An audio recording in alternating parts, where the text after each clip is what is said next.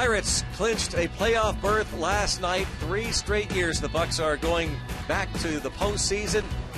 Little subdued reaction after the game. The Pirates have bigger fish to fry, including today's game, the finale against the Colorado Rockies from the Mile High City. We checked out the standings in the National League Central Division. The Pirates are 4 back of the St. Louis Cardinals. The Cubs still have hopes for the top wild card spot. They are 3 back of the Pirates.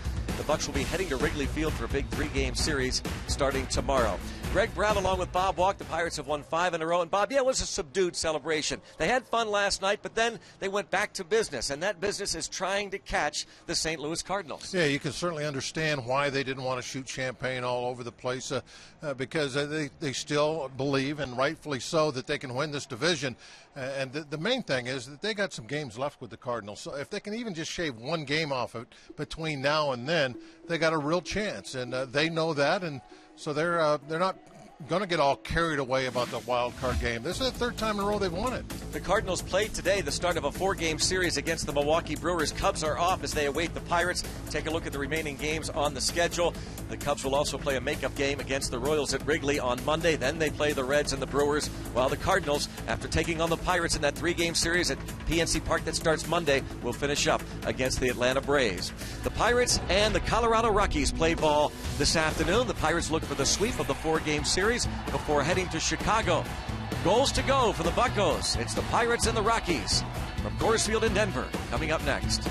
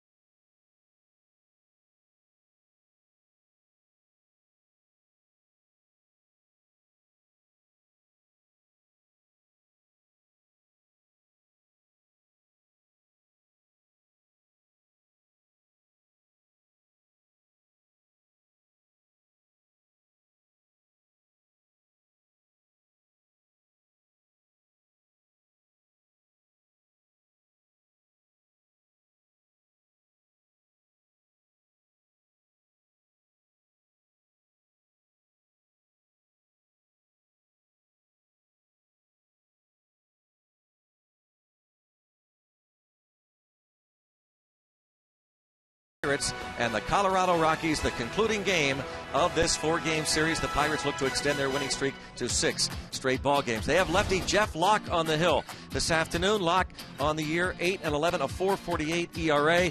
And Bob, I think he's highly motivated to put up a good start this afternoon. Oh, absolutely. He knows how important this game is to win going into Chicago, and highly motivated, I think really is a good description about how he is. And I think also it's going to be very important for him to have that control. It always is. We talk about it all the time, but you've got to stay out of the middle of the plate in this ballpark. Hey, the Rockies are 9-29 when the opponent starts a left-handed pitcher. And, of course, Jeff Locke, the southpaw, will be on the hill for the Buccos this afternoon. We go back to the studio and a game break.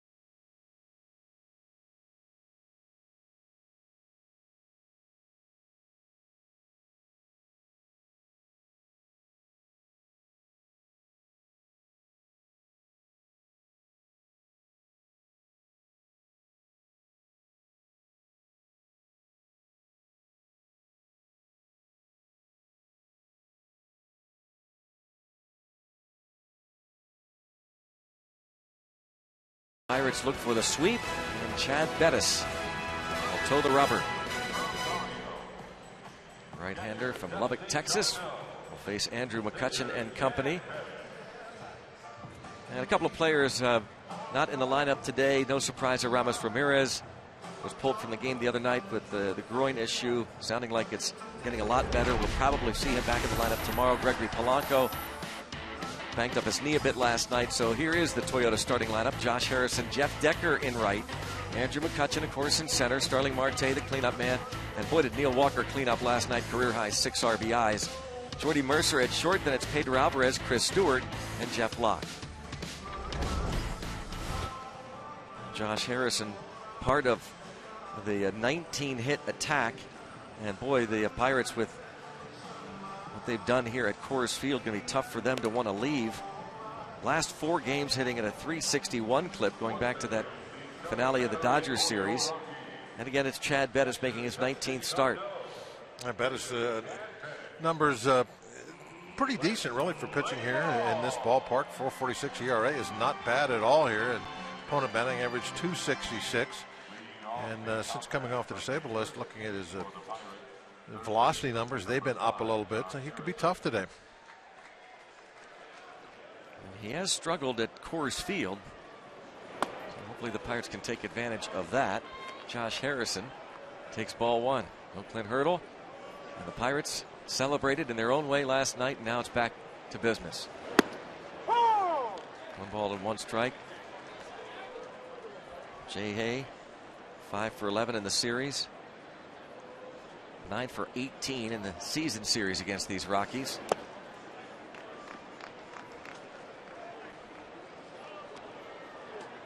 Getting the start at third base.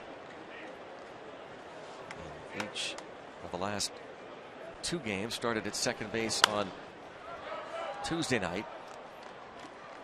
2 balls, 2 strikes. Nolan Arenado has returned, the Gold Glover. On to defense. Christian Adames is at second. DJ LeMahieu at second base. Adames at short. Lean Rosario is the first baseman as Josh Harrison goes down on strikes. In the outfield, you saw Enoa, Dickerson, and Parker, with Dustin Garneau catching Chad Bettis. Last night, an uncomfortable looking kind of half slide stumble. Allegheny Health Network injury update for Gregory Polanco, who did not leave the game at that point. In fact, he would score and you could see him limping home. Keon Broxton came on to play right field for the bottom half of the 9th inning. So it's a knee that has been bothering Polanco at times throughout the year, and hopefully this day off will help him. And Jeff Decker gets an opportunity. Decker making his 4th start of the year. Never go wrong by just sliding all the time. Any situation, even if you think, okay, I'm going to be safe by a mile, just a little pop-up slide, a little figure 4, and then you're not going to get hurt. Keon Broxton got an opportunity to hit and then go out and finish up in right field. Even Francisco Cervelli would have been better served to slide. As it turned out, it didn't matter, but yeah, you need to slide anytime. Slide. 3-1.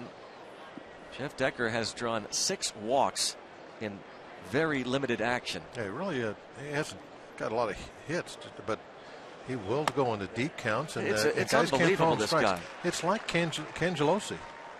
Just had the knack. Yeah, when he hit left-handed, he went up there. He wasn't really much of a hitter left-handed. He could hit right-handed, but left-handed didn't do a whole lot. They slap a ball, but he could work the count and he could get a walk, and that was always his job when he was pinch hitting or starting a ball game. If there's a right-hander, take some pitches, see if he'll walk you. And that's what Decker does. Speaking of walks, how about this guy here? 8 in the series. Oh, it's been really been sticking out like a sore thumb in the series, and even before that. His last 22 plate appearances, he's drawn 13 walks. Everybody has been being very, very careful with McCutchen.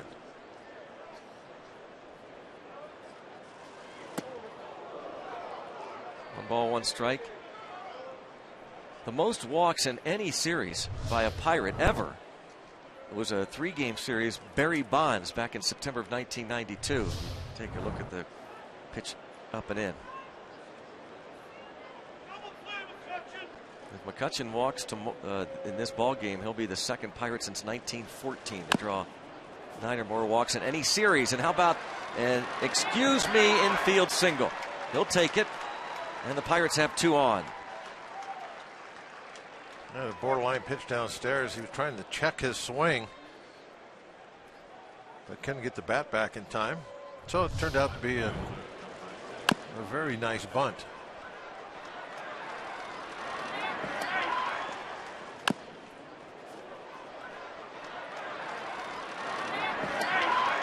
Arenado did what he could, and McCutchen sniffing a hit, racing to the bag. And it's 1st and 2nd with 1 out. For Starling Marte, nobody's been hotter. 4-game hitting streak. Like so many hitters, he's learning to love this ballpark. Rivers Casino tips to win.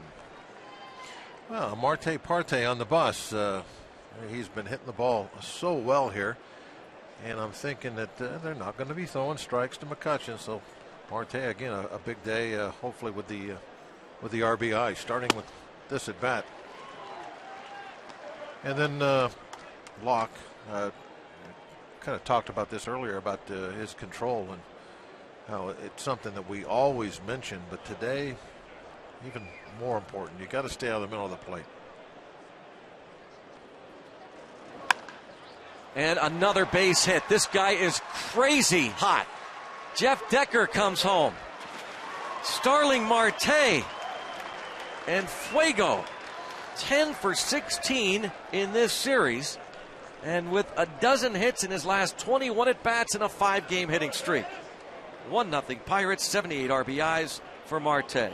Doesn't matter who the pitcher is out there. The Bettis this time, doesn't matter.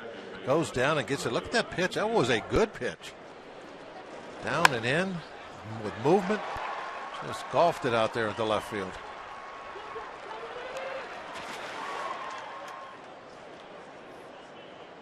Noah. Decker with a little bit of a slip coming around third base bag. Cut off by Arenado. That is with a spin move. He thought Buccos might be going to swipe something pirate-like.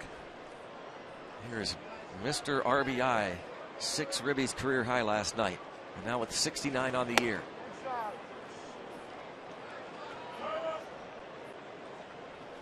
Last 4 games, the Pirates hitting .361. Walker on this road trip, batting .381.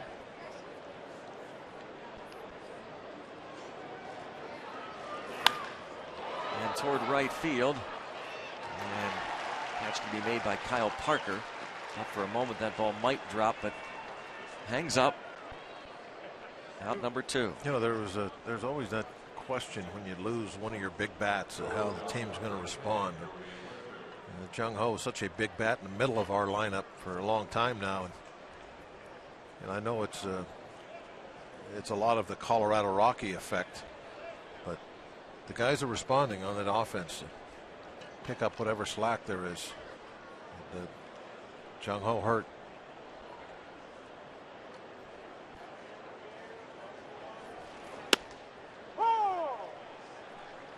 Strike on Mercer.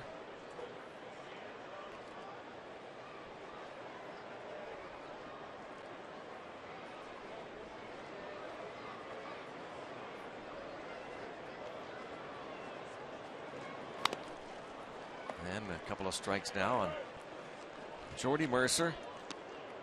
He has 8 hits and 13 ABs in the series. Lifting that batting average up now to .251. Chad Bettis, 26 years old. Drafted in the 2nd round by these Colorado Rockies out of Texas Tech.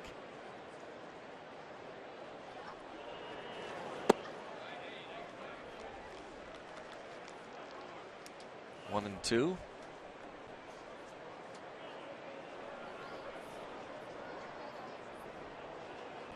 Good season numbers against the Rockies. 2 balls and 2 strikes.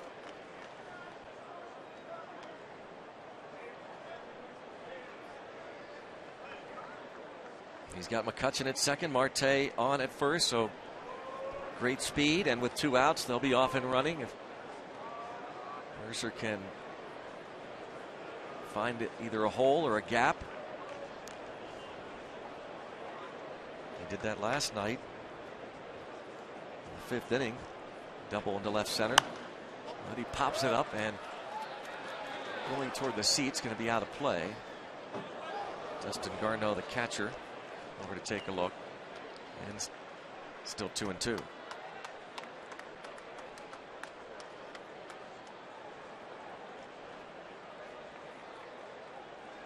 Buccos hoping to come away with a sweep here and then look for some help from the Brewers,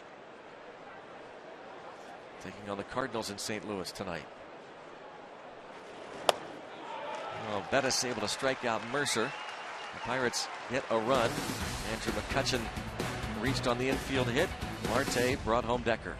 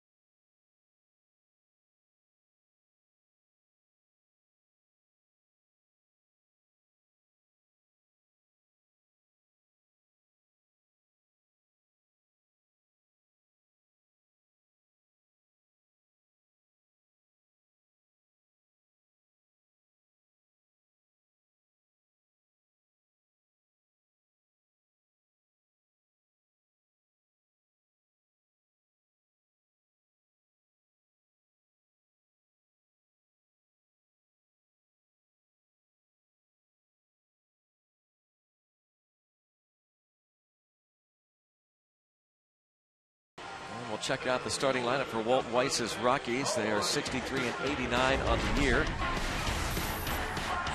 And it is Corey Dickerson to lead things off. Last night, 17th career 3-hit game. Dickerson gets the start in center field. Christian Adames is the shortstop. Then it's Nolan Arenado and Juelin Rosario. DJ LeMahieu bats fifth. Rafael Inoa, Kyle Parker, Dustin Garneau, Chad Bettis. Those aren't necessarily household names. You do have Arenado back in the lineup. That's big, the National League RBI leader. But Locke, if he can be effective, Bob, you talk about the control issues. He should still have an opportunity to pitch pretty decent today. You think? Well, I hope so. I mean, you would love to talk with Teak about this. You want the bullpen to be as fresh as possible for this big series. Opening up with the Cubs, but it's tough for a starter to go deep into games and give a bullpen a day off in a ballpark like this. And I would imagine, like a lot of parks, the ball's even going to carry better during the daytime. So it won't be easy. Now, most of the time when we've seen damage over the last 3 days, there's been some poor pitch locations most of the time. It's a broken bat. And if you put your ball in the spots you want to, you'll get broken bats just like you get at any other ballpark. It's just, I think that the poor pitches that are in the heart of the zone get punished here a little bit more. Somebody just misses one where it's a deep fly out somewhere else, here it ends up being a home run. You just don't get away with the mistake pitches as often as you do other places. But that doesn't mean you can't go out there and pitch a fine ball game here. People do. You just have to be really good and really on with your control, I think, that particular game.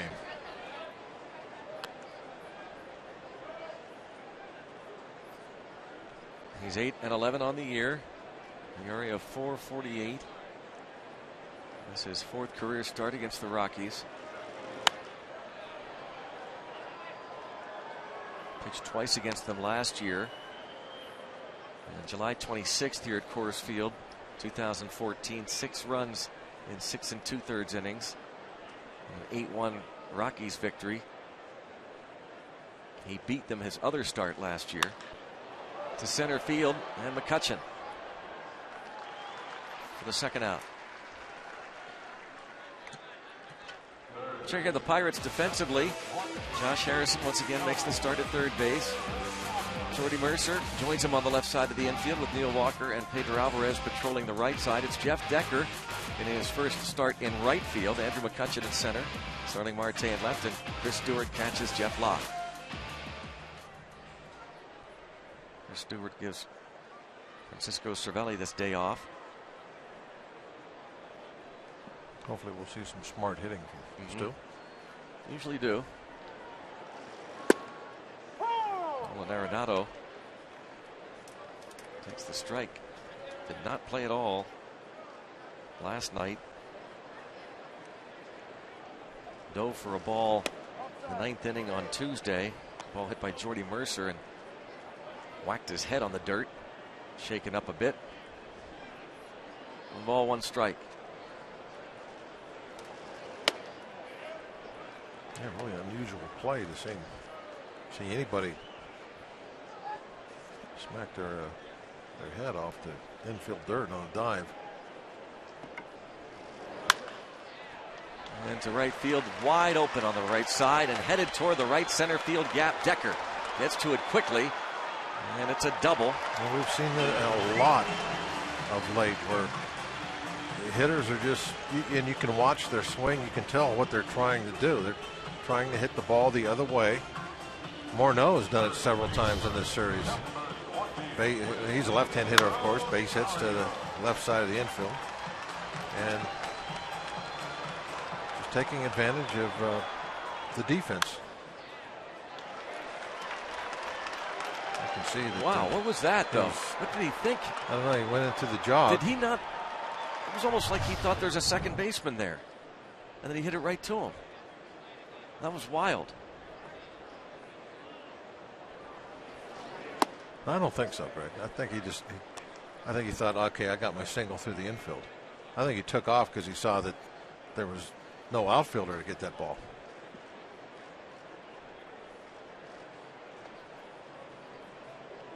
I mean, I'll be honest, when I looked up, I saw the second base umpire, Brian Knight, stationed where the second baseman normally would be, and I thought to myself, see, on the black, with the black top, I thought, well, maybe.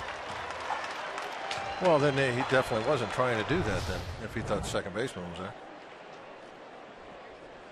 But I mean, I don't think that if you see the second baseman in shallow center field,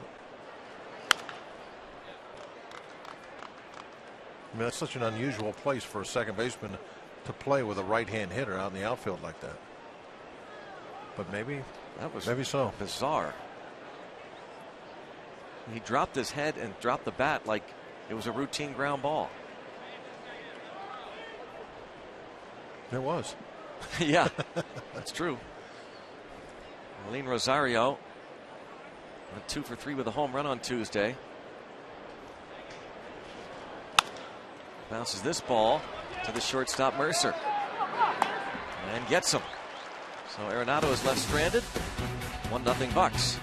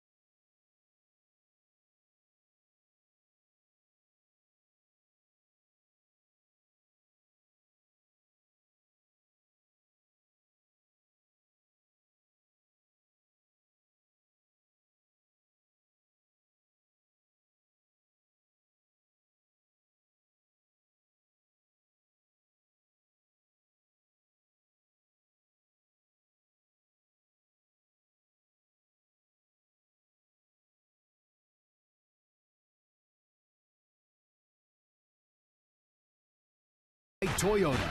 Toyota helps you get the most out of your drive. Just ask a friend who drives one. Toyota, let's go places.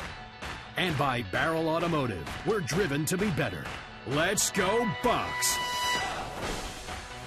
Pretty cool shots. It really handled it so professionally, these Buccos, last night. The toast closed the clubhouse for about 15 minutes. Had their private celebration.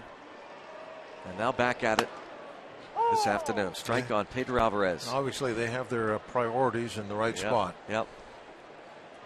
And it's not about going to the wild card game. I mean, that's nice, kind of like a consolation prize. If you have a good year, but you just, well, there's no other way to say it. You finish second. You still have that opportunity. That's what the wild card was all about. So a team that had a great year wasn't just shut out and had to go home. They could still make it. And a lot of times, if you look back now over the wild card history, that those wild card teams sometimes are the hotter teams. Yeah. And if they have a hot pitcher, they go further than just a couple of games. One guy not enjoying a successful road trip, Pedro Alvarez, strikes out. We're talking about the wild card. The Pirates still do have their sights set on the division title, and you want to be on hand at PAC-PNC Park. Last regular season homestand starting Monday against the Cardinals. 3-game series. Get tickets for the Stretch Run Special for only $25. Includes $10 of loaded value while supplies last. For tickets, go to pirates.com/stretch. The Stretch Run Special. Only $25, including $10 of loaded value while supplies last. Again, go to pirates.com/stretch. You don't have to dress up like a pirate, but you can. A lot of people do. Pirate catcher Chris Stewart, .348 career hitter against the Rockies. The Pirates can figure out a way to pick up a game or two before the Cardinals series. It's going to be like the playoffs. Those 3 games against the Redbirds. A lot on the line. And smart hitting Stu. Yeah. Singles to left.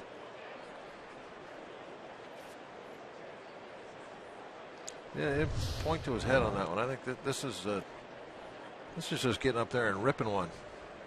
Nothing smart about that. Nothing wrong with that. Yeah. I mean, looks pretty smart to me. Just got up there and ripped one in the left. Well, Jeff Locke to try and sacrifice him to second. 6 successful sacrifice bunts on the year. I think he wants to bunt this one the first for a couple different reasons.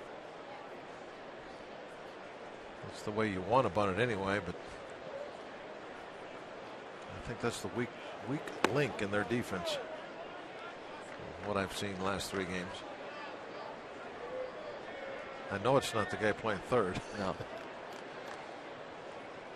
Lane Rosario, converted catcher. He's scuffled over there defensively already a couple of times.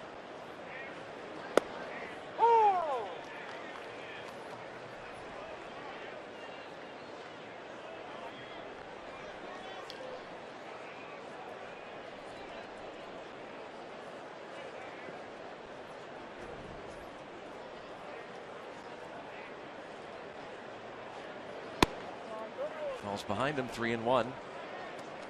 Chad Bettis walked Jeff Decker in the first, and Decker scored on the Marte single. 38 walks and 89 strikeouts on the year for Chad Bettis. Bunted, and he'll get the job done. Jeff Locke moves Stewart into scoring position. 2-4 on the sacrifice. As Garneau picked it up just outside the dirt circle. Bettis spent about a month on the disabled list this year with right elbow inflammation. That's why he's making just his 19th start, and also began the year in the minor leagues. If any pitcher would ever get a tattoo of like flames on the elbow. That's what he's got? No, I said, wonder if any pitcher would do that. Get tattooed flames on the elbow for elbow inflammation. Yeah. Or maybe the word flammable on the elbow. Jabba Chamberlain had that smiley face tattoo on the scar. Or how about like one of those Frankenstein scars tattooed right there on your. Thinking, well, sometime there's going to be one anyway. Might as well get it done.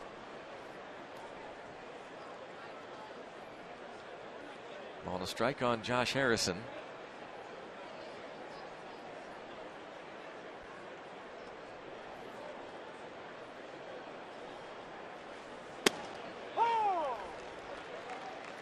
And he struck out a pitch almost in the dirt in the first inning, and he is not so sure about that call.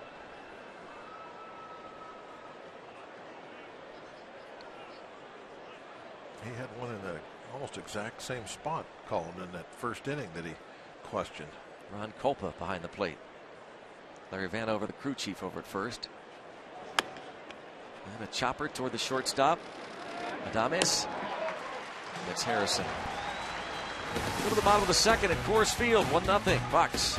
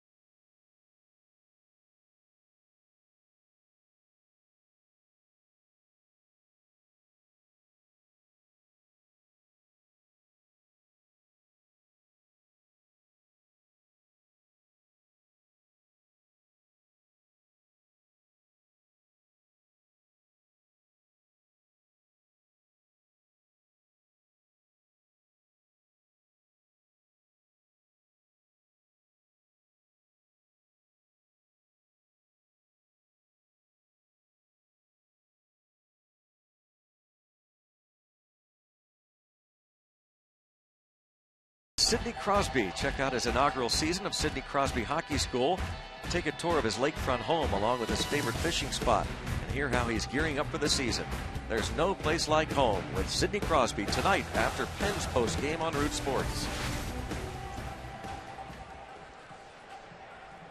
Another Bucks and Pucks doubleheader. The Pens and Red Wings playing later tonight. Exhibition hockey. Tribute to Yogi.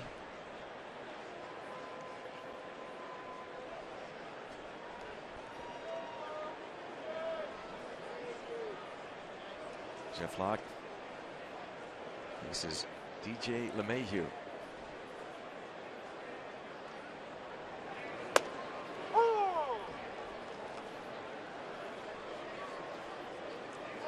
Two for 12 in the series. 304 average on the year. That's 9th in the league. And a fly ball to Andrew McCutchen. The Pirates have done a great job against LeMahieu in the season series. About $150 against Pirates pitching this year. And Jeff Locke, quick out here in the bottom of the second.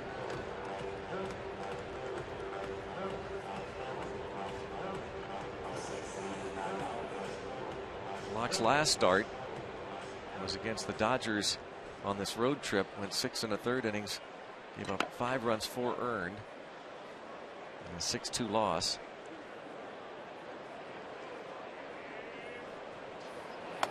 And that start came after a real good one against the Brewers at PNC Park.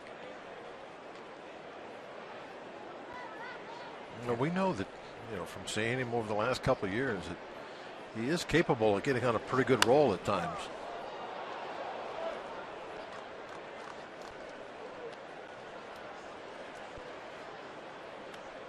You don't go to the All-Star game because you can't string together some good starts. So he can do that. He can get on a winning streak. No better time of the year to do it than late September going into the playoffs.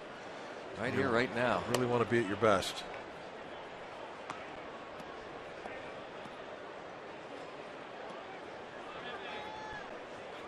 Switch hitting Rafael Inoa getting the start in left. Pinch hit double off the wall in left field in the 9th inning last night.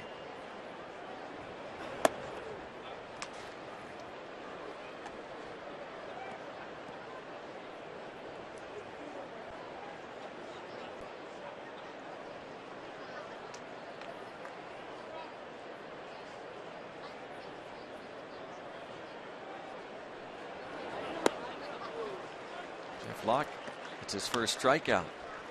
2 up and 2 down. And he'll face Kyle Parker. We want to see your strongest fan photo. Use the hashtag #PittDataStrongFan, and you just might see yourself at an upcoming broadcast. Brought to you by T-Mobile.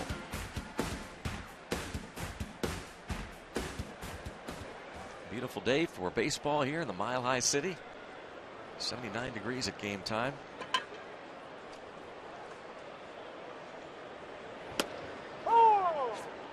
Yeah, hashtag used to be called the pound sign. Yeah. When did that change?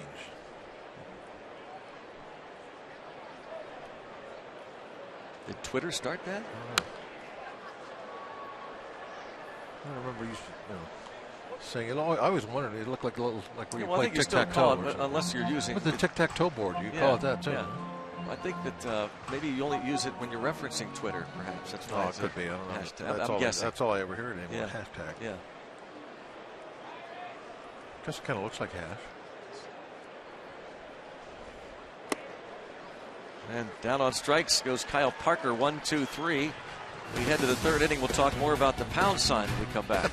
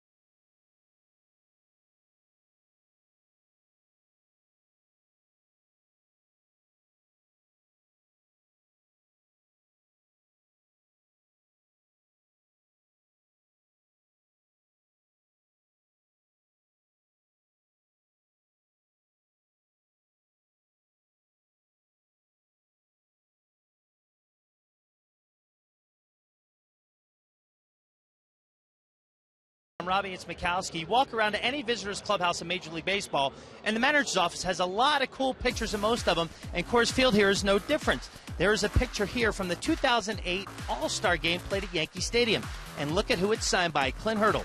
It reads, Tiny.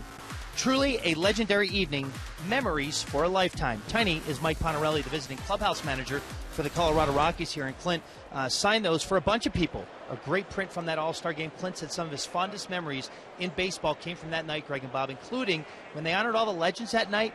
They all exited through the visitors' tunnel, and Clint was able to shake hands with each and every one, some of the greatest baseball players that have ever played the game. A night he remembers forever, and a night where he shared a lot of memories with his coworkers, former coworkers here in Denver. Yeah. Taking that 017 to the World Series. And now looking to help create more memories for the Pittsburgh Pirates. I think it was Robbie that asked him if it was special to have clinched another playoff berth here in this city, and he said it wasn't even on his radar.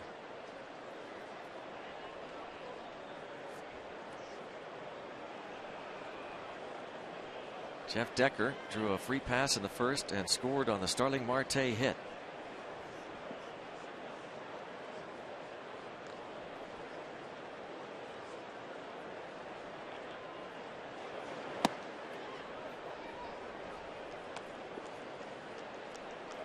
A couple different stints with the Pirates for Jeff Decker this season.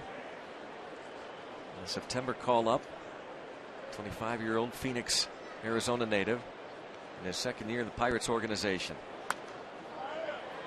Decker was originally drafted as a supplemental first-round pick by the Padres in 2008, and the Bucks traded for him before last year.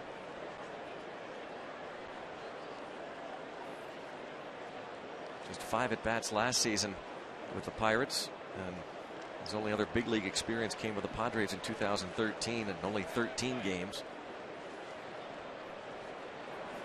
But the Pirates have talked about Decker since his acquisition. You look at his professional career, high on base percentage guy. But, you know, before the bullpens got so big, you know, you go back, say 20, 30 years ago, there was always a guy like Decker on every team. Now, with the bullpens getting larger, the benches have gotten smaller because there's only 25 spots. Oh, my, that almost cost them. In fact, it did. Rosario decides, after knocking the ball down, to toss late to Bettis. And Bettis threw the ball around. He thought he had the out. He threw the ball to second baseman. But this is the reason, right, why every team had somebody like Decker. A fast guy, could get on base, pinch hit. They're going to challenge it.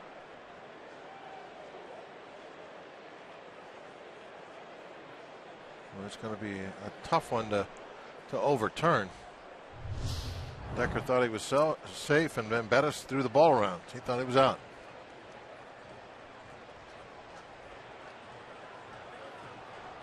Rockies challenged the call on the field. Larry Vanover, crew chief and first base umpire, rules him safe. Walt Weiss is challenging the call on the field. Allegheny Health Network Supermo. That's a view that looks damaging to our cause.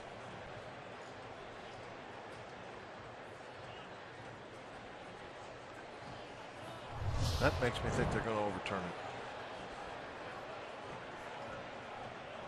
Right now the ruling on the field is a base hit, and it is overturned.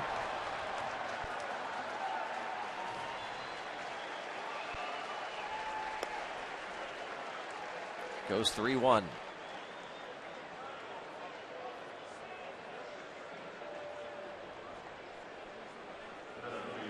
So 1 away. And Andrew McCutchen. Infield hit in the first.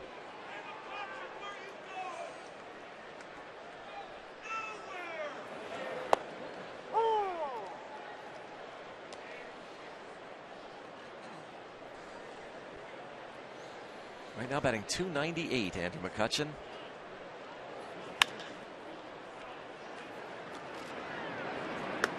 Gomez throws him out.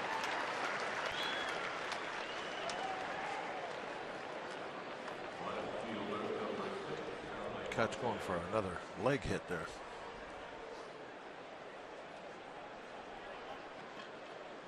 Chad Bettis looking to retire the side in order. Got to get past this guy. Starling Marte with his 78th ribby. The base hit to left in the first.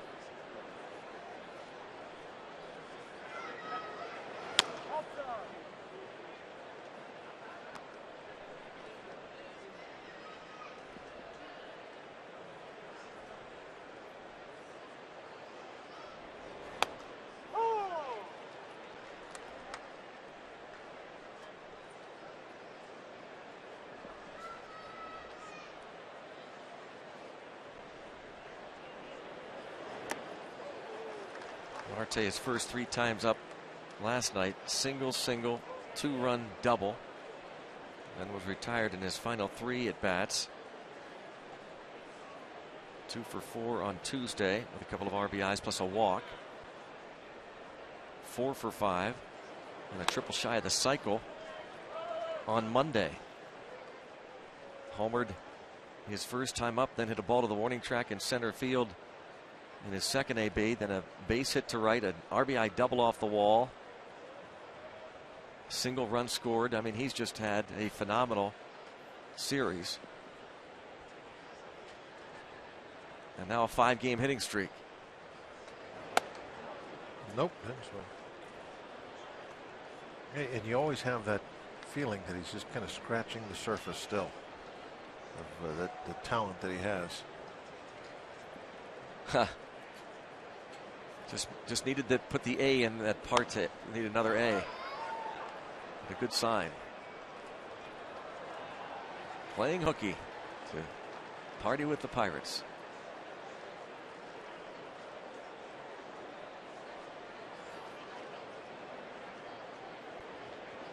You know, it's also part of learning too. That's how to spell everything. Yes, absolutely. Graphic design goes into making a sign. It's not like you're just not learning anything. Yeah. A lot went into that.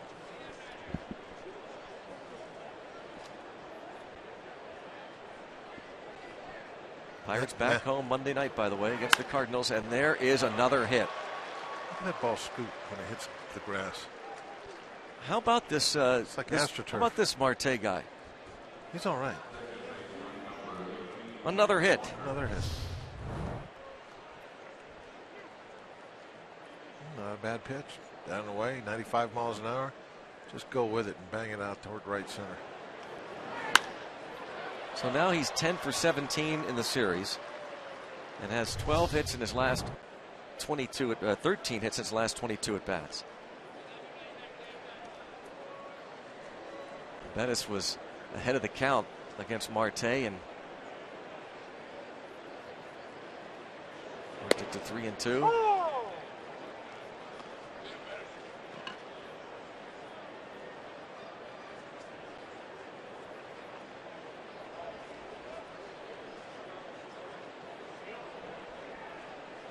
Bettis got the Walker to fly to right field his first time.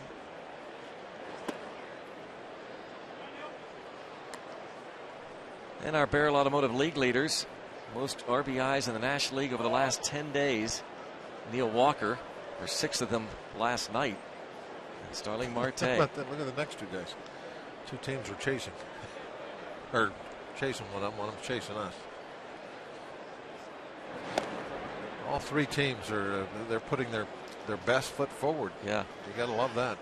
What a division. The National League Central. Do you remember when we were explained why we got moved to the Central? I sure do. Don't worry, it's going to be an easier division. Yep. That's why they didn't want to move to the East. I know, you don't want to be in that division. They had the great Braves team. Yeah. The Phillies. New York, Philadelphia. Yeah. We can't compete there.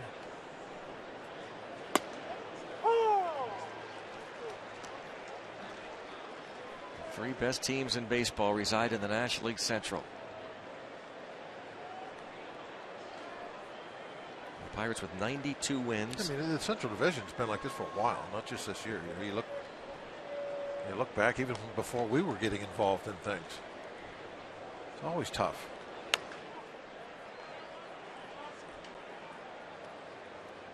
Cincinnati really had some strong teams for a number of years over the last decade. The Brewers have had some real good teams. The Cubs, well, never mind.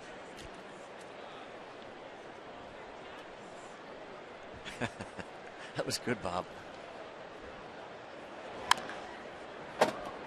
Still 1-2 on Walker. I guess I should have waited after the series to make that one. Yeah, probably. I take that one back.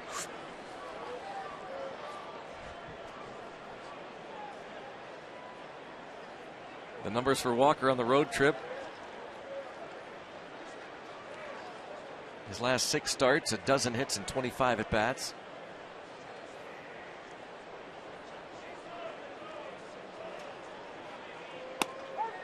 And caught looking, and Walker absolutely does not agree. And I agree with Neil Walker. Wow. Called out on strike.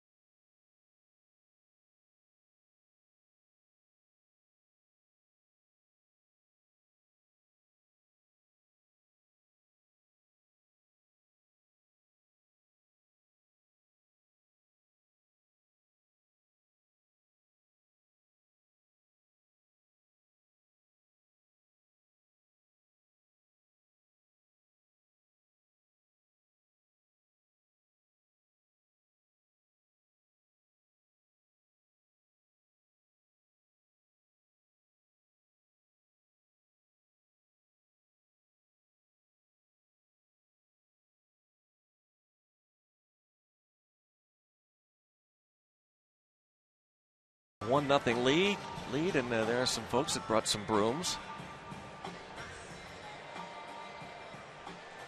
Neil Walker struck out looking, but you'll see he certainly had an argument. Look at that, way outside.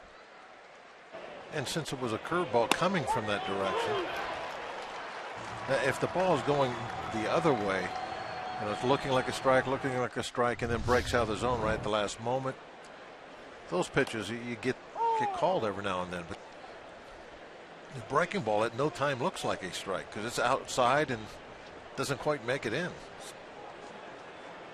But that's why Neil was so upset. You see he had a beef, but no mea culpa from the home plate umpire. As Dustin Garneau is at the plate with the pitcher Chad Bettis on deck. We had 5. Oh no, it's the umpire. Thought we had 5 infielders. That's what Nolan Arenado thought. Hey, what's the Fort doing over there? Michael McHenry over there with Drew Goodman, George Frazier, and the Rockies telecast. The Fort, Michael McHenry, has been on the disabled list with the Rockies. I don't know the exact date, but we're trying to think if people have asked Bob, us players, when did the turnaround? Was there one moment this team turned the corner? Oh, this season? No. I mean, after the 20 years of losing. Oh. And I know there's not one specific time. Of course, it evolves. but Michael McHenry's, I think, his first career home run. Against the Cubs. It was, wasn't it? Yeah, look at their closer. Who the guy that never Marmol, right? Marmol, yeah, he never gave up a hit. I think that was the day. I mean, it stands out for me because it does stand out. Yeah, it was a big crowd, and the Cubs were still a team that the Pirates had to get through the Cubs, the Brewers, the rest of the National League Central Division. But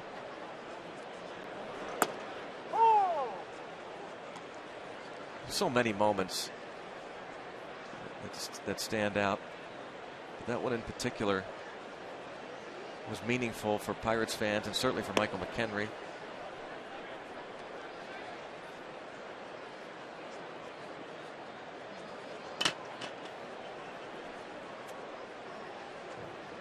Three and one on the pitcher, Chad Bettis. And he walked him. There were some. Do you remember the start that Cole made in Texas? Yes. Oh my gosh, that was the one that the 82nd win.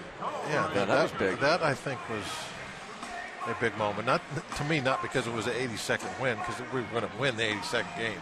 There was still a ton of the season left, but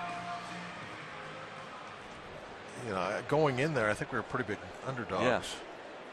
Their starting pitcher was I picture him, but I can't think of the. Yu Darvish. Yeah, Yu Darvish was their pitcher, and he was like one of the best in the American League at that time, just really on his game. And Cole went in there and just was amazing. So that was a big one because it made it official. Yeah, the losing was over. By the way, it was 2011 where Michael McHenry hit that 3-run homer, and that's when the turnaround really started that year. Even though the Pirates didn't finish it off, they had the great collapse of 2012. Maybe it was that game in Atlanta that we lost with McHenry as the catcher. Yeah. The 19-inning game. July 8th, 2011 was that home run off Marmol. The Pirates scored 4 in the bottom of the 8th and won it 7-4. In reality, it's been a slower process. It's been the bringing in of some quality young guys like Marte, for instance, and Cole has just been huge here. Having a top flight starting pitcher step in and really almost from the very beginning pitch like that.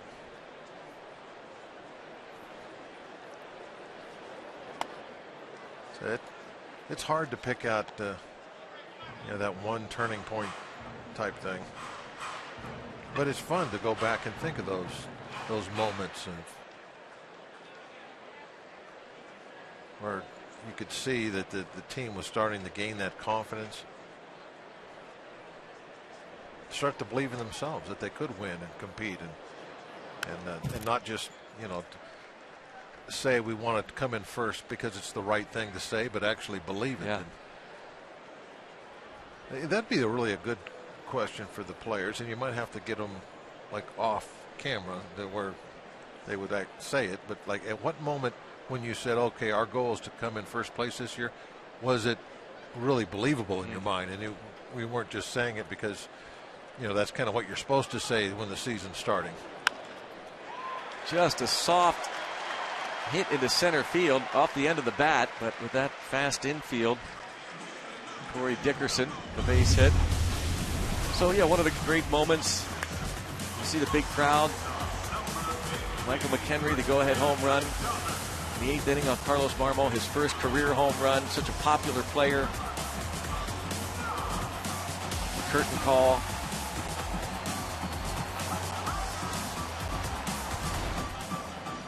The fort. And now back with the Rockies, the team that drafted him.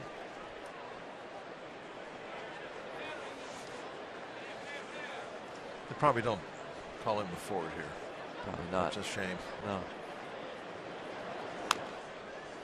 I guess if his name was Collins, they'd call him the Ford. That would make sense.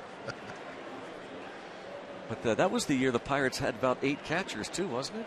Yeah, they kept getting hurt, one right after another. That's why they traded for McHenry from the Red Sox out of almost desperation. They couldn't keep anybody healthy.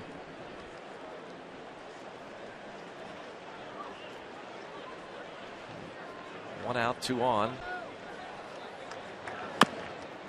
And there's a chopper toward the shortstop. And Mercer to Walker for the 2nd out. The catching position is really a tough position to have legitimate depth at.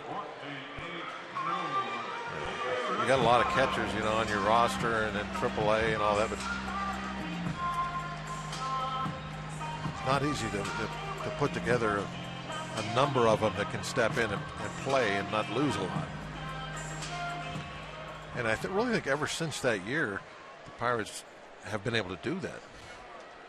It was, I don't want to say they learned their lesson, because I don't think it's a lesson anyone's got to learn. I think every general manager is well aware of the importance of that position and how you got to have depth there.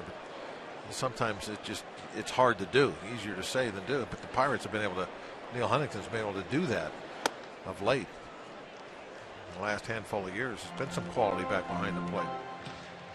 Chris Stewart now working with Jeff Locke, and with runners at first and third and 2 outs, facing the National League RBI leader Nolan Arenado, 115 ribbies. Hit a gapper, a roller actually, through the right side of the infield that ended up in the gap for a double. A lot of RBIs. Of the Triple Crown stats, you think the RBI title is probably the last one that guys really look at? You mean those that vote on it? I don't know. Yeah, well, not that you don't vote on Triple Crown, but I don't know that. Oh, I thought you said MVP. I mean, it seems like you always know who the batting leader is. You always know who's leading in home runs, but RBIs kind of gets overlooked sometimes, I think. Very important stat. What do you think for MVP when people vote on that? Where do you think they look first? Oh, I don't know. It's more for the Hank Aaron Award. I think you think about those type of stats. The Hank Aaron Award? Yeah. Oh, that one had nothing to do with the infield being fast. That ball's ripped. 1-1, and a wave home another, and a 2-1 lead for the Rockies. Nolan Arenado now 117 RBIs on the year. That was a good job by Marte, not allowing that ball to get to the fence.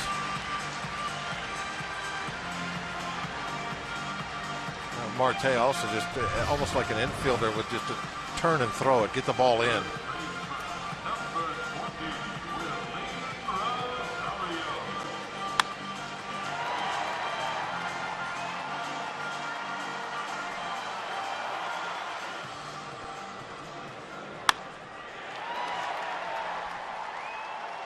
Able to score Adames all the way from first. This is such an important ballpark to run hard in all the time, because there's so much acreage out there in the outfield. The opportunities to score from first base are huge, even if you're not a guy with great speed. The outfielders are in such a tough spot all the time. They don't want to play too deep because you give up all those dunkers in front of you. But then if you come in and play where you normally would be playing, if a ball gets in a gap, you got to chase it forever before you get out there to it.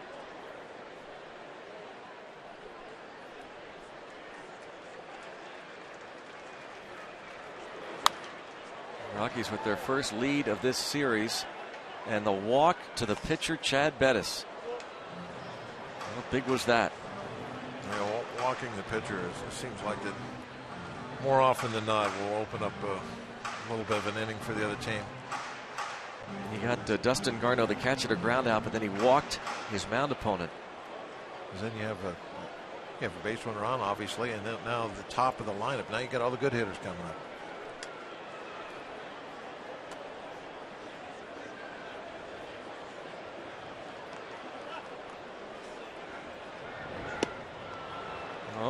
Locke strikes out Rosario, but gives up a pair, and it's a 2-1 Rockies lead.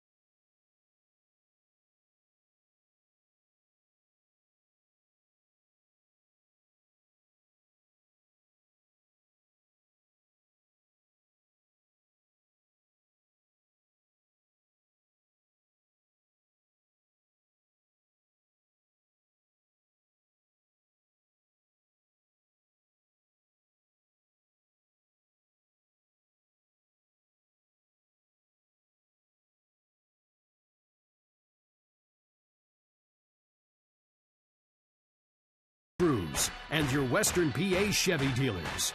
And by Day Automotive. We're going to make your day. Let's go Bucks! Day Automotive, this day in Pirates history. This date, 1973. Pirates beat the Expos 3-0. Second game of a doubleheader. Willie Stargell, the star, robbed Ken Singleton of a home run in the 5th inning, playing left field, and then homered in the 6th. His 44th of the year. Also threw out Tony Scott at the plate in the 7th inning. Nellie Briles, Dave Justy combined on a shutout. Captain Willie also homered in the first game of the Twin Bill, a game the Expos won 5-4, but September 24th, 1973, Willie Stargell played a lot of left field for a while. Didn't become a full-time first baseman until 1975. Had a great arm. Seen some of those old highlights of him in left field. He could really hum it home. Mercer flies out.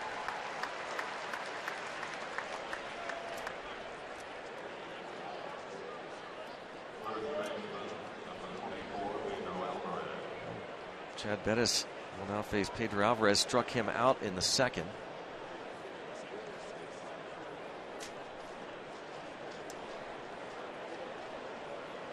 Bettis has given up 11 home runs in 18 starts.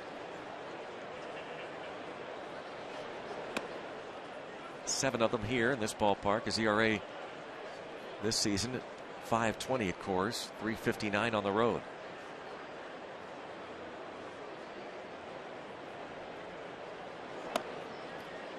A couple of years ago, Alvarez homered off of him.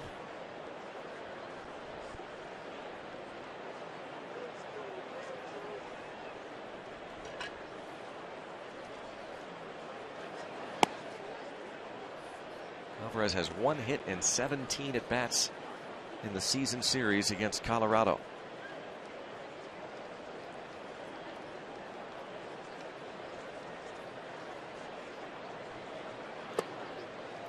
And he draws a 4-pitch walk. Bucks and Reds meet next Friday, October 2nd, 7:05. First 20,000 fans get a Pirates t-shirt, compliments of Service Link. Enjoy food, live entertainment, and the Line and Kugel Bar before the game at the Friday night block party on Federal Street. Presented by Barrel Automotive. For tickets, go to pirates.com/Free Shirt Friday. That'll start the final 3 games of the regular season. That homestand begins Monday night against the St. Louis Cardinals. And Chris Stewart dropping down a bunt but fouls it off.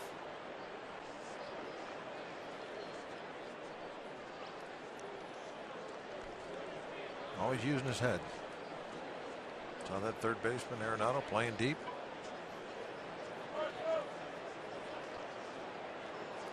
Bucks and Cardinals battling it out. Cardinals lead the Central by 4 games.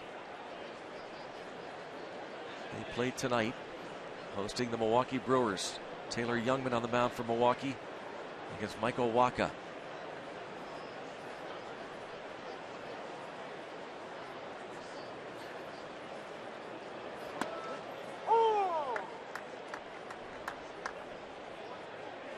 Now 1-2 on Chris Stewart. He's not so certain about that call.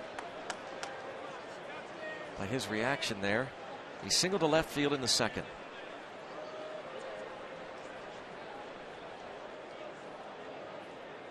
And you can see why. Pitch was a bit inside. And Bettis able to strike him out. 5 Ks for Chad Bettis. Bettis seems to have a good slider today, even though we're at altitude. Season high 8 strikeouts in 6 innings against Atlanta. You notice how there's back in still July. swings and misses at breaking balls as long as they're in a good spot down and away. A chase is a chase anywhere. Not saying there's not a difference here. I mean, obviously there is, but if you can make your pitches.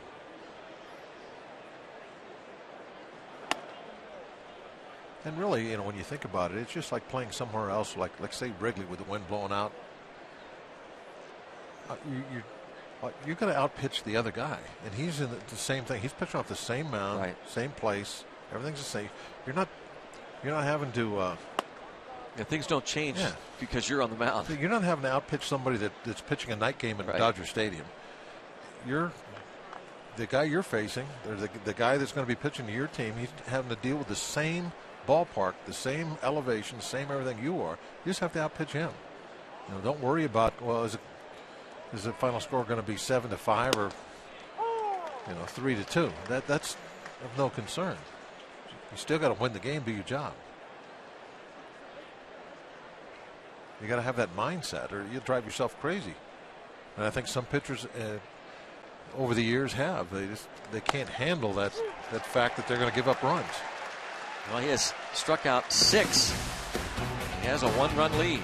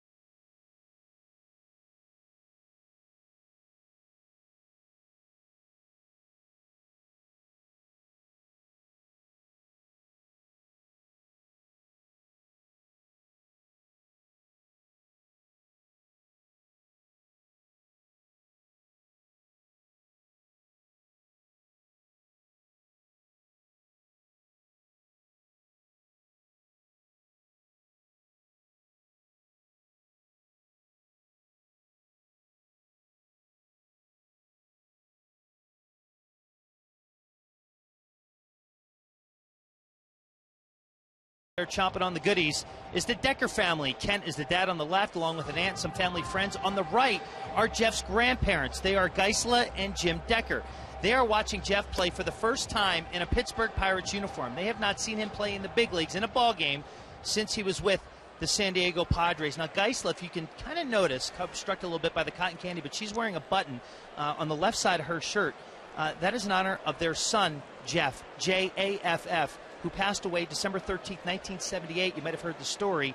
He was serving over in Germany, and he was flying a Black Hawk helicopter to hit a power wire, went down, they lost their son, and that is the inspiration for Jeff Decker on the Pirates being named J-A-F-F. So it's really a nice day, a nice tribute that they pay to their parents, and also pretty cool for them to see their grandkid, Greg and Bob, play for the first time in a Buccos uniform. Nice and getting the start in this ball game.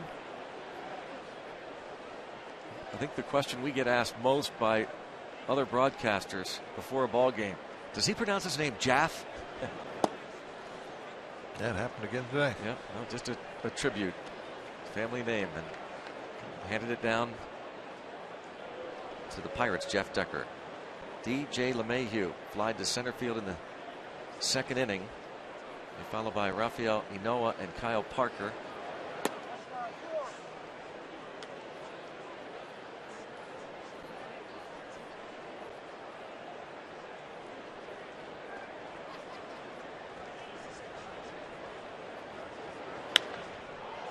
To left, Marte, one out. Send along a happy birthday wish to Randy Romine, Titusville, PA. Happy birthday, Randy. Shares a birthday with the Pirates' Travis Ishikawa. He turned 32 today.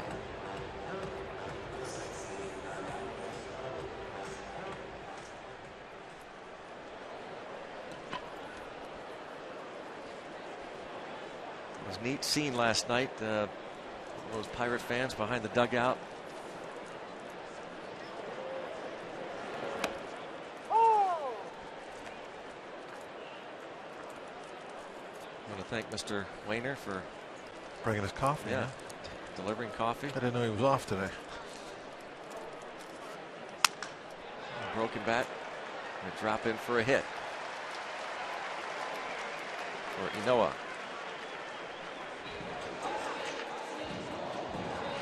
Most popular way to follow the Pirates' push to the postseason is with MLB.com at Bat, the #1 app for live baseball.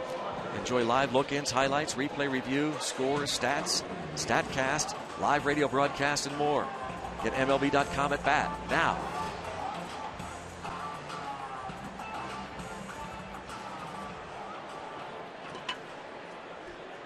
Figure we'll see a lot of Pirate fans in Chicago this weekend.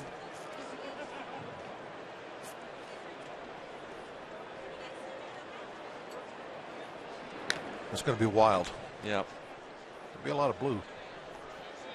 Also, I mean, you think over the next crazy next 9 games. And that's how many are left in the regular season. Each one so important. Each one likely to be very, very exciting. The 3 at Wrigley, and then 3 against the Cardinals starting Monday night at PNC Park, and when the Cincinnati Reds come in starting 1 week from tomorrow to close out the regular season.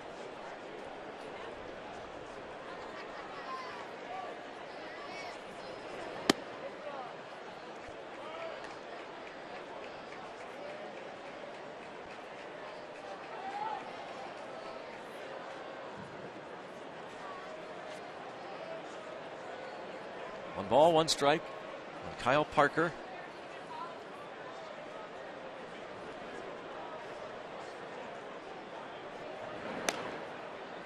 I've been thinking about the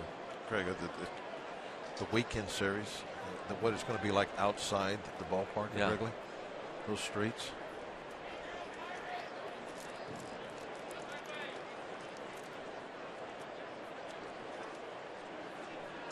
There, and then at our place with the Cardinals in town, it'll be like the playoffs have already started as far as the atmosphere.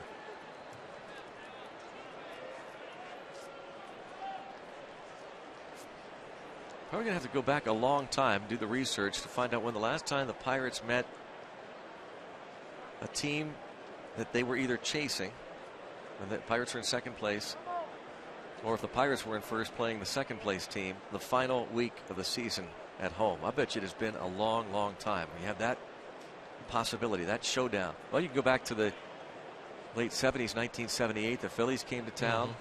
Was that the last Stadium. Week Last Pirates needed to sweep a 4-game series and then force a 1-game playoff. And they won a wild twilight doubleheader on a Friday night at Three Rivers, then lost the next day. Nissan Road ahead, pitching matchups. AT COL tomorrow afternoon against John Lester. Saturday, that game is on Fox, and of course the Pirates Radio Network. Francisco Liriano against Jason Hamill. Sunday night, nationally televised again. Sunday Night Baseball, ESPN, with Jake Arrieta against A.J. Burnett.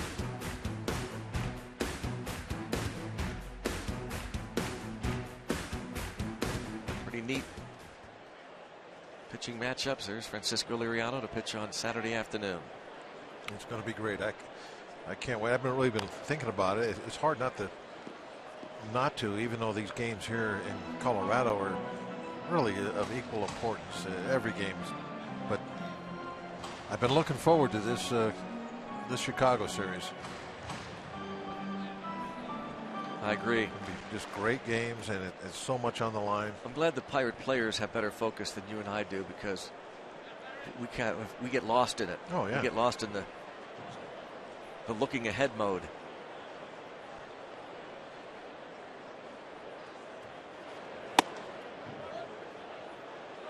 One and one on Dustin Garneau, one of a handful of rookies in the starting lineup today.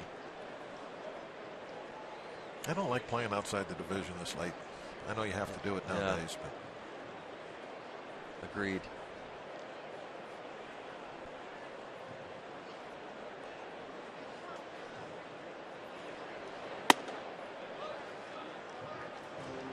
2-1 count.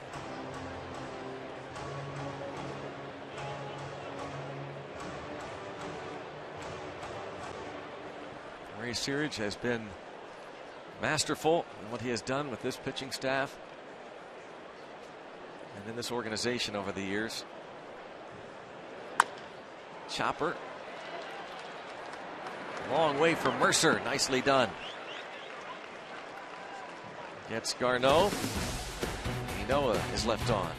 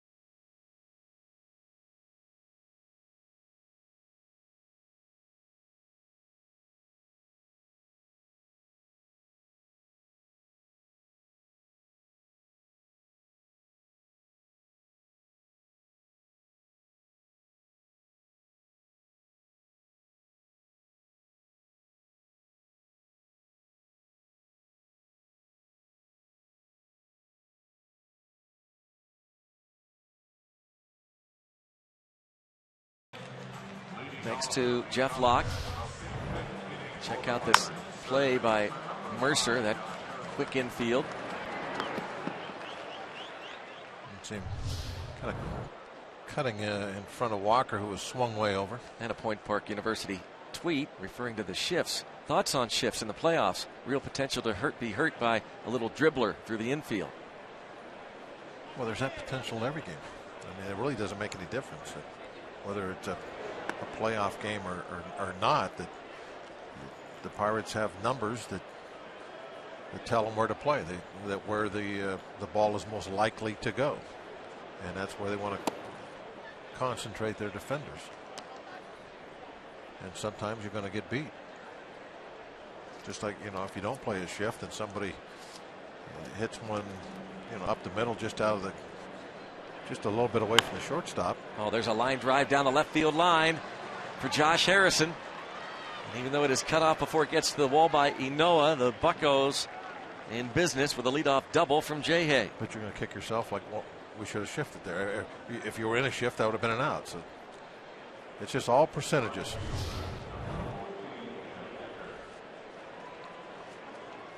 It's that inside fastball that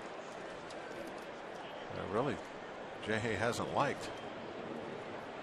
In fact, this one wasn't a borderline pitch. That looked like it was a good 4 or 5 inches inside. He was able to turn on it. Well, here's Jeff Decker. Robbie just talked about his family being here to see him. At the very least, wants to get Harrison to third. Yeah, he wants to pull this ball.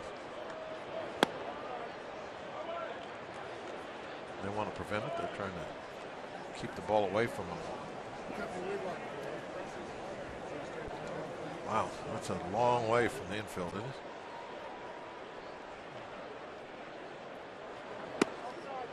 Again outside, trying to prevent Decker from pulling a pitch. Reminds me of the view from the press box in Washington.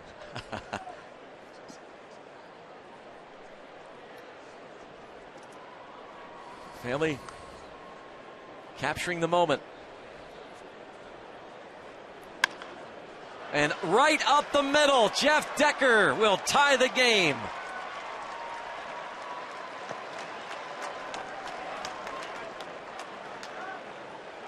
Two-two. Talking earlier, that's a perfect example of what we were just talking about as far as the shift. If you're in a shift, the shortstop is playing right where this ball goes. And that's just a ground ball out.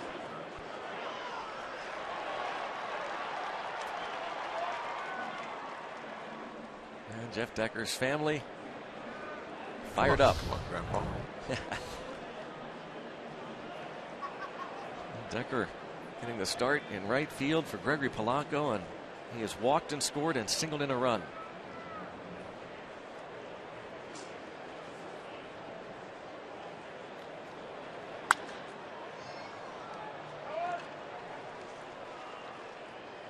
It's a milestone moment for Jeff Decker.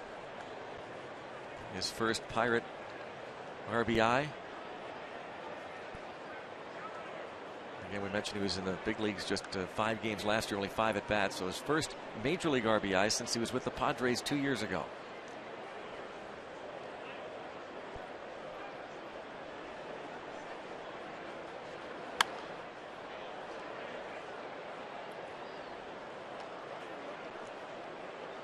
Oh, 0-2 on McCutchen. Infield hit in the first, bounced to short in the third.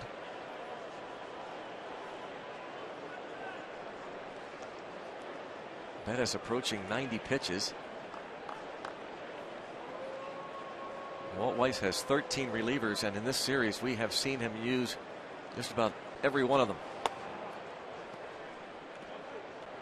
1-2.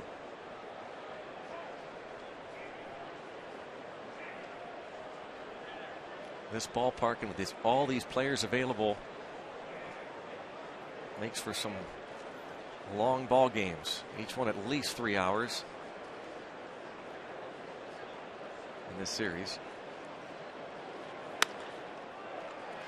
Tough little play there for Decker, and play made by DJ LeMahieu onto Adames and then to first for a double play. Decker had to hold up that ball, bouncing just inches in front of the glove. Right now we'll call this our Chick-fil-A double play, but the Pirates might challenge it. They're not going to.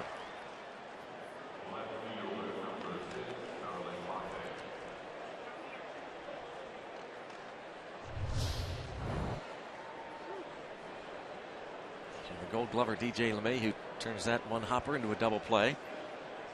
And now Marte. You have to hit one out of here to get an RBI now.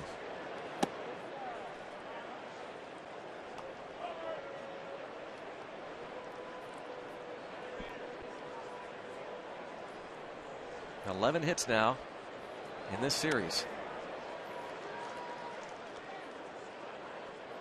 That curveball still works, doesn't it? That was a good one there.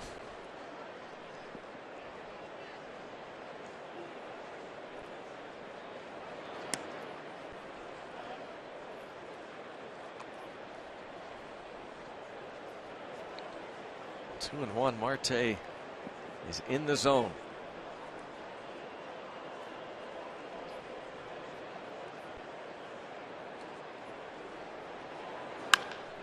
Hammers this one to left field. Goodness. Marte heads to second and out at second base. I like it, though. I like it a lot. Make them throw you out. Make them have to make a perfect play to get you. There's 2 outs. Get into scoring position.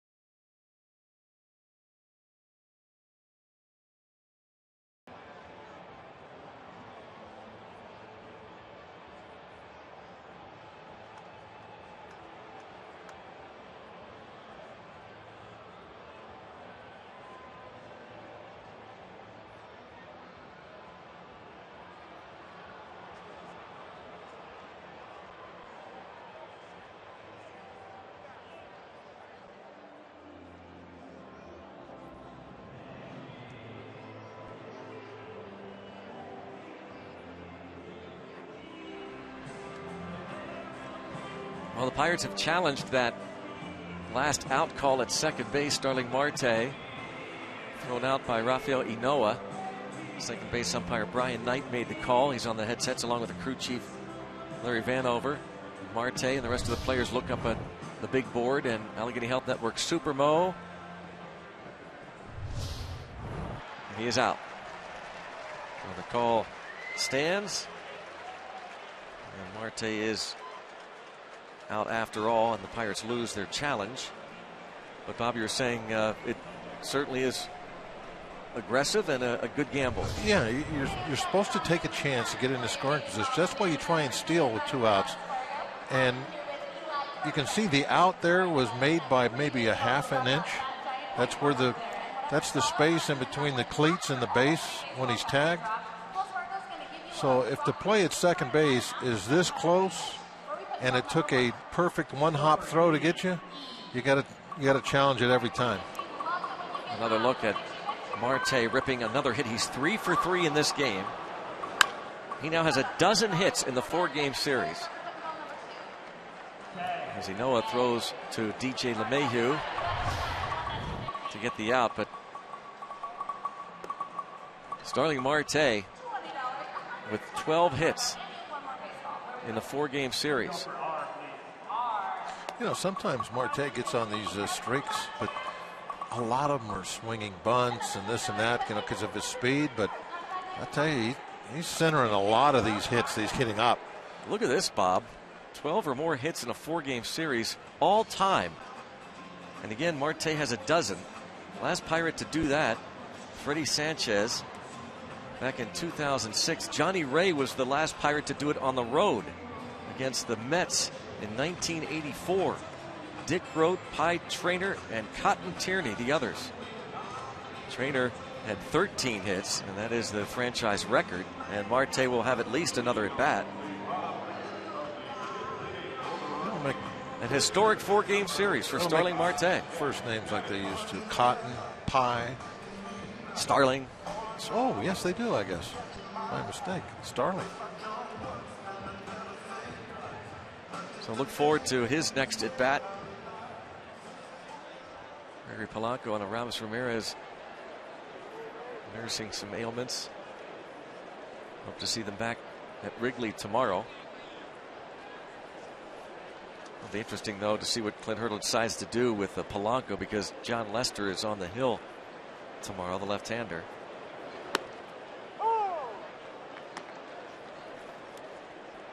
Rafael Inoa getting the assist. One of 4 rookies in the starting lineup.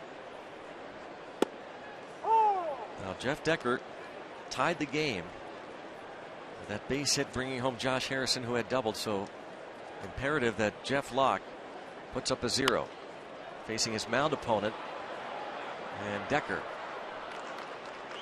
Remember, Bettis walked with 1 out in the 3rd and scored. So Jeff Locke retires him.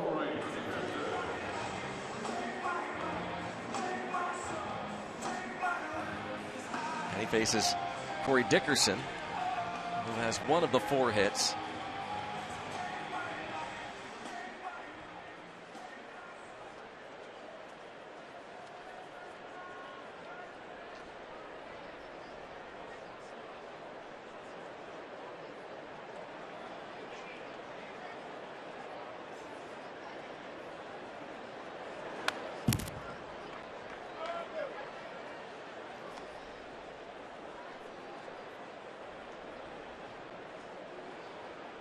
Locke gave up a double to Nolan Arenado with 2 outs and nobody on in the 1st.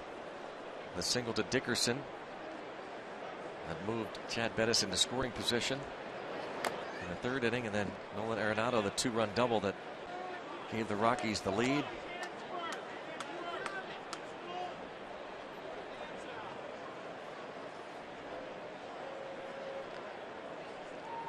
And now an 0-2 count on Corey Dickerson.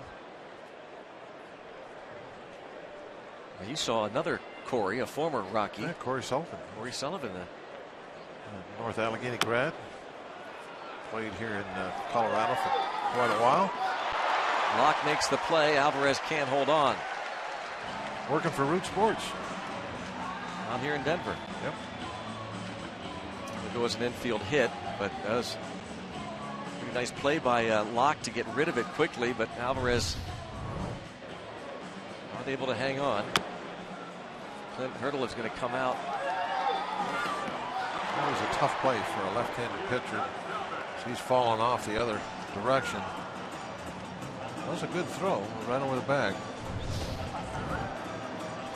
Clint Hurdle was just making sure that they didn't think Dickerson was running out of the lane. But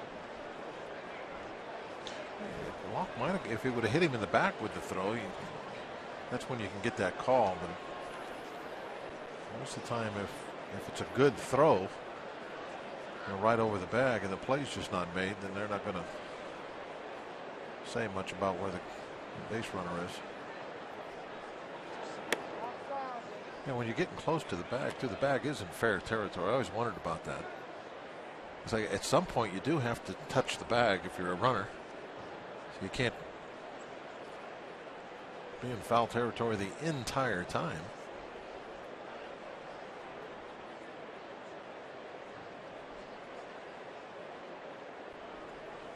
And runner goes from first, and it's drilled toward the left center gap. He'll get the lead back. Adames is headed to third. And a triple. It's a big triple with just one out.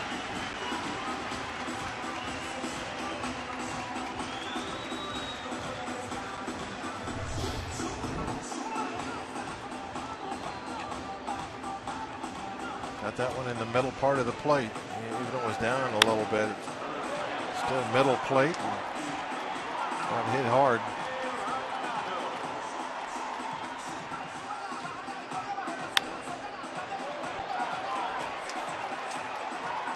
And this is what we were talking about earlier, how it's important to run hard here.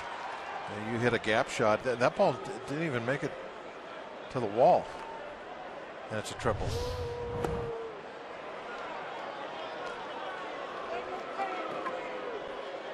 With Willeen Rosario on deck and the league's leading RBI man at the plate, makes all the sense in the world that they will intentionally walk Nolan Arenado.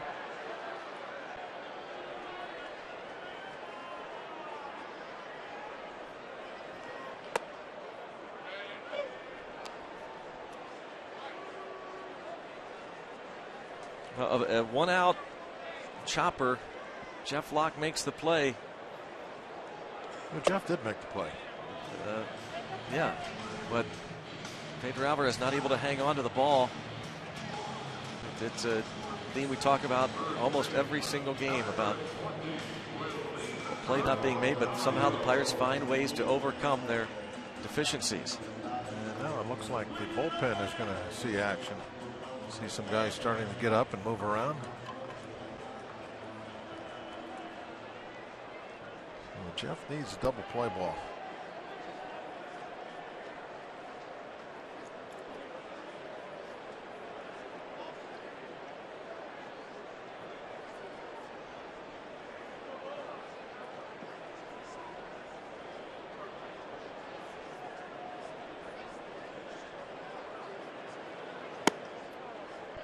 Rosario bounced to short in the first inning, struck out in the third. Homered on Tuesday. The man they call the Baby Bull. He's played parts of 5 seasons with the Rockies. Had been their regular catcher a couple years ago, now mainly a first baseman.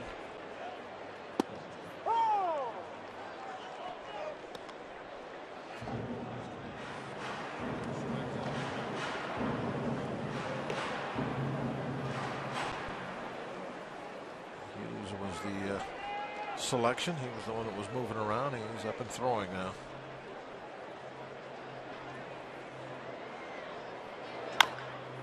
And chopped toward third as a foul ball. Josh Harrison follows through and throws toward the plate.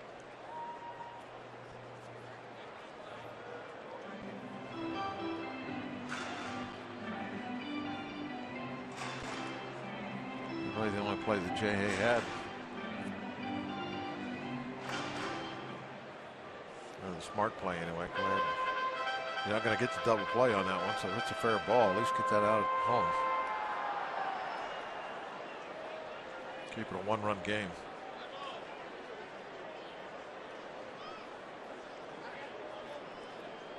Two strikes on the batter.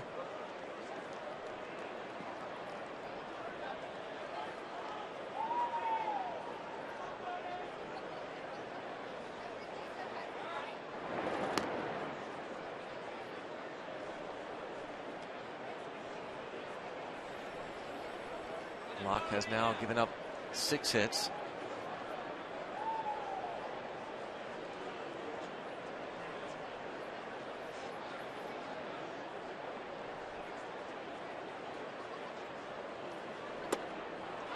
Able to strike out Rosario for the second time. Big strikeout there. Went off speed pitch.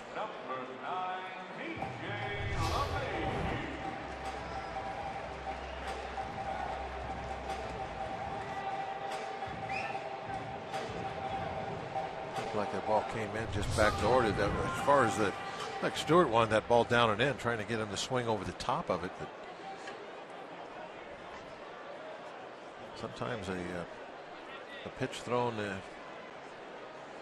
on the other side, away from where everybody's looking, works just as good. 2 outs. The batter LeMahieu. He's flied out twice. Threw that one right where Stewart wanted it.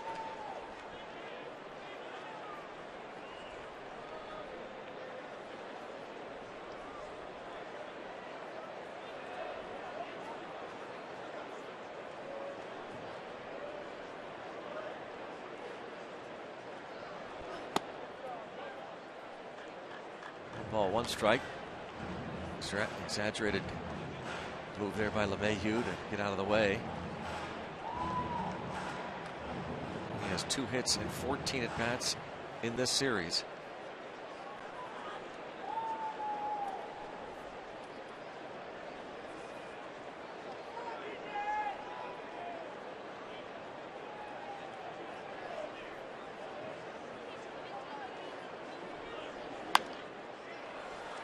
Toward the second baseman Walker. Well done by Jeff Locke. Defense didn't help him at all there. Gives up a run. 3-2.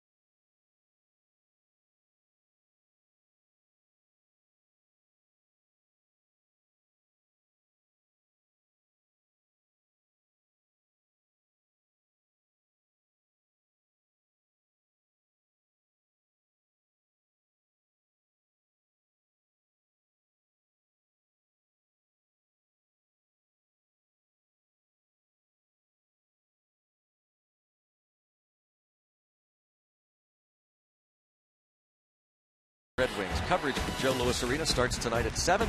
The Penguins pregame presented by Heritage Valley Health System.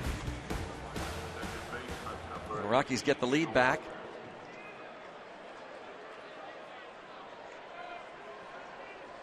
Oh, Cardinal fans. Where the red hats come from? As Neil Walker hits a fly ball to center. 1 pitch, 1 out in the 6th.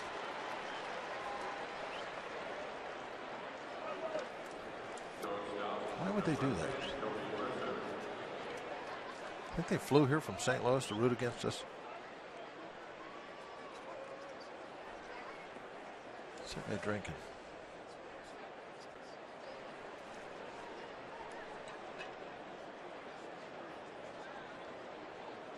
Jordy Mercer has struck out and flied out.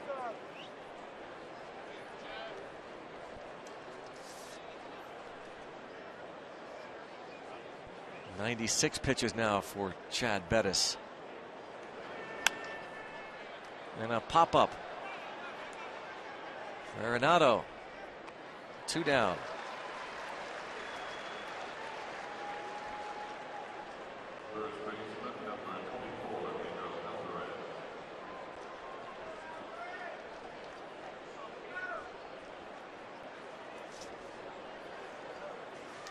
Pedro Alvarez has struck out and walked.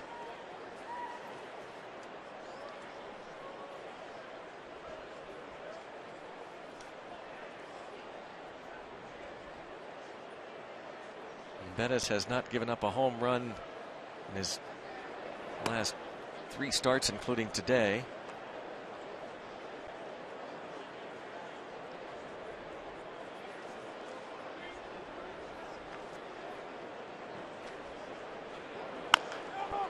And bounce to first. And it's a 1-2-3, top of the 6th inning.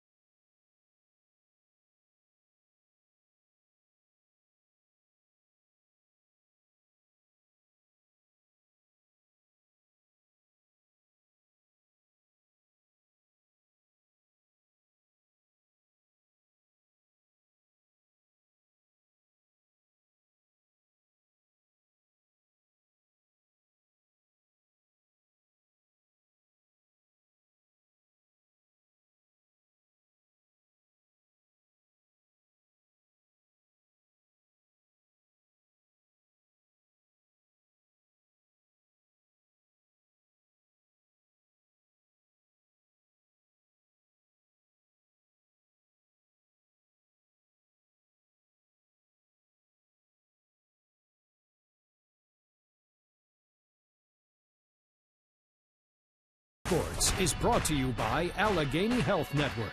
Health for all. By Kenny Ross. Just ask a neighbor. And by Levin's, the official furniture and mattress supplier of the Pittsburgh Pirates. For the best quality, service, and value, shop Levin's. Let's go Bucks! Pirates trailing the Rockies, the finale of this 4-game series, 3-2. Took an early lead. 1-0 in the first, Rockies 2 in the third. Pirates tied it in the top of the 5th. Rockies get that run back in the bottom of the 5th inning.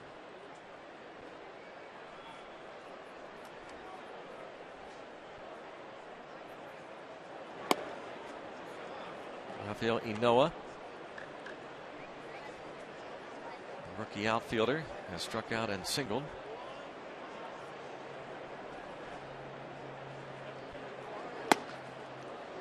Came in batting only 194 from the right side of the plate and only 36 at bats. 2-0. 2 walks for Locke, 1 intentional. One that really hurt was the free pass to his mound opponent, Chad Bettis, with 1 out in the 3rd.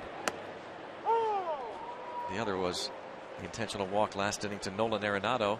2-1. 6, 7, 8 men in the order.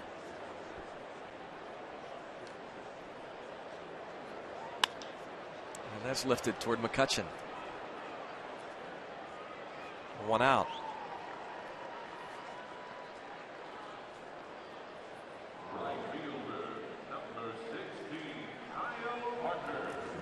Brings up Kyle Parker, and with Lockdo up second in the 7th inning. Going to be his last inning. He's thrown 85 pitches.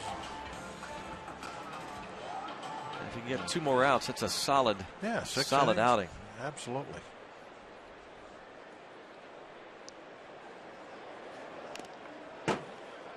Whoops. Stewart goes down.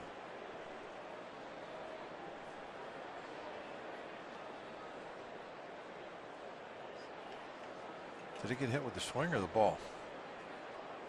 Backswing.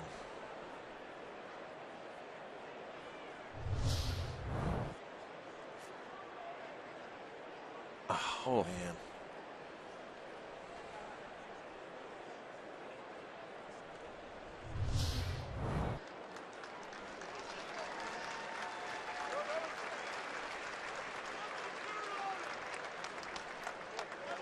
Francisco Cervelli knows all about that. He had his equipment ready to go. Looks like some guys are giving Cervelli a hard time there. See that? Allegheny Health Network Supermo look again at the backswing. Whacks him right on the elbow.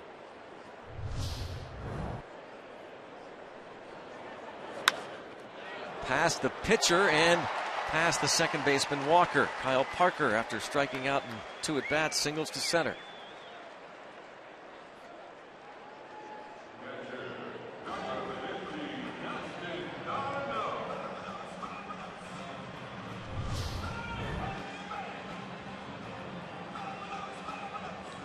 Back on top of the mound. You know, Greg, because it locked leading off. Is he hitting second or leading off? Second. Because he is hitting second. And there's also some. You want him to finish this inning. You don't want to have to go out and do anything here. I guess maybe because you have such a big bullpen, it's a little less of an issue. But still, anytime you have your starter out there, you're always rooting for him to get through the inning. You know where you're going to pinch hit for him. And even though there is there are more people out there in that bullpen, there's still guys that the manager wants to go to. Oh, absolutely, especially in a must-win game with and it's a 1-run ball game. You're getting into the last half of it now. Decker. I mean, this is not like the old days where it's okay. It's September. We got a lot of guys up here. There's some guys we want to see. No, they don't want to see anybody. You still want to play with your basic roster. You know, you get a blowout game or something, then maybe you can take a look, let a young guy get out and play a little bit. LaFramboise, the lefty pitcher, apparently looking ahead toward Corey Dickerson. That's why he had LaFramboise up there. The left-handed pinch hitter Ben Polson. Walt Weiss has switch hitting Jose Reyes still available, and Tom Murphy, who has started a couple of games behind the plate in this series. Brandon Barnes, who was pulled from the game yesterday with an injury. The rest left-handed stick. So Bettis Dunn, he goes 6 innings and gives up just 2 runs.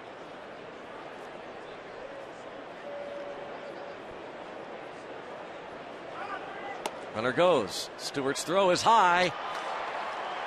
Safe.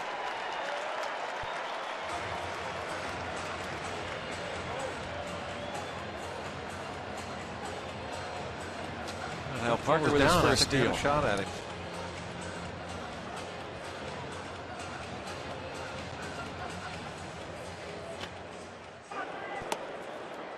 First major league stolen base for Kyle Parker. Seems like Stu's had some problems with some high throws lately.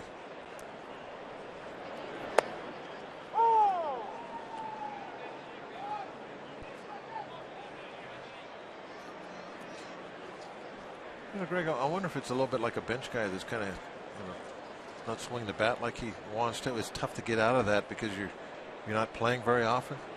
Tough to get in a groove throwing. Yeah, you would think. Off the glove of Pedro Alvarez, and another run will score. It is 4-2. That one hurts. Get that insurance run in there. And again, the problems at first base for Pedro Alvarez.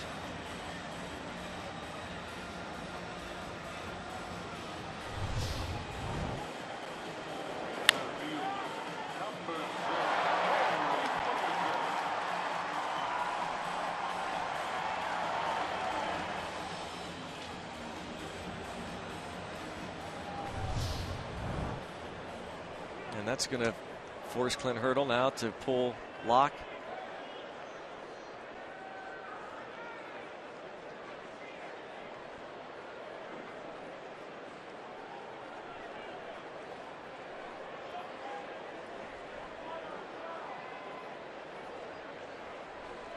Four 2 Rockies.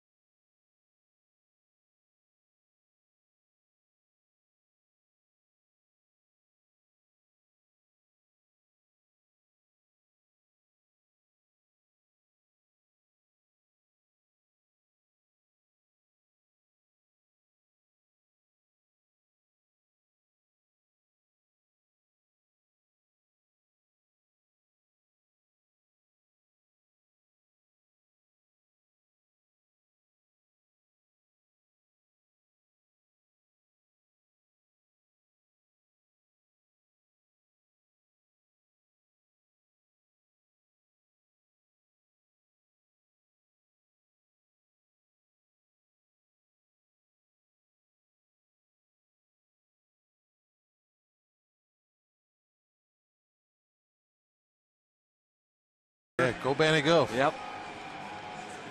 Former Pirates bench coach, former Pirates player, and a longtime coach, manager in the minor leagues. And disappointing for Jeff Locke, and not to harp on it, but Jeff Locke needs defense, and a couple of plays were not made behind him. So Bobby LaFramboise faces Corey Dickerson.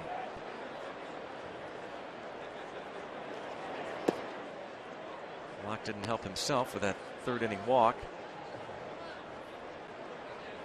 Gave up what was ruled a hit to Corey Dickerson, that chopper last inning.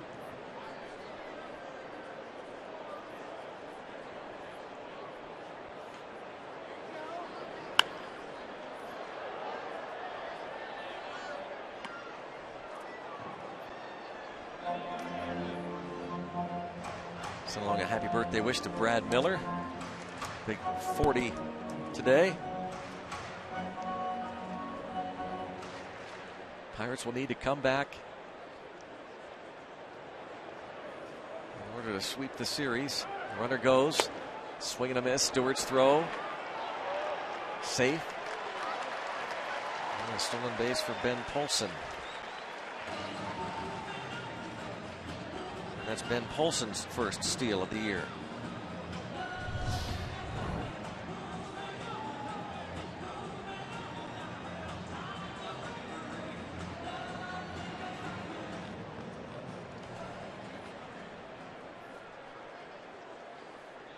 Touch him in the back. Might have had it out there if that ball had to come out of the glove. Maybe. Couldn't really tell where his foot was.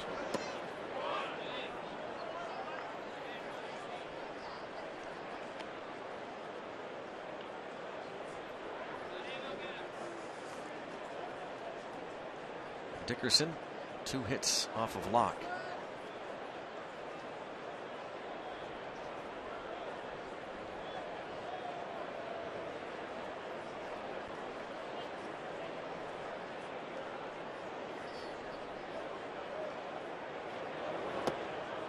From Boyce comes in and strikes out Corey Dickerson.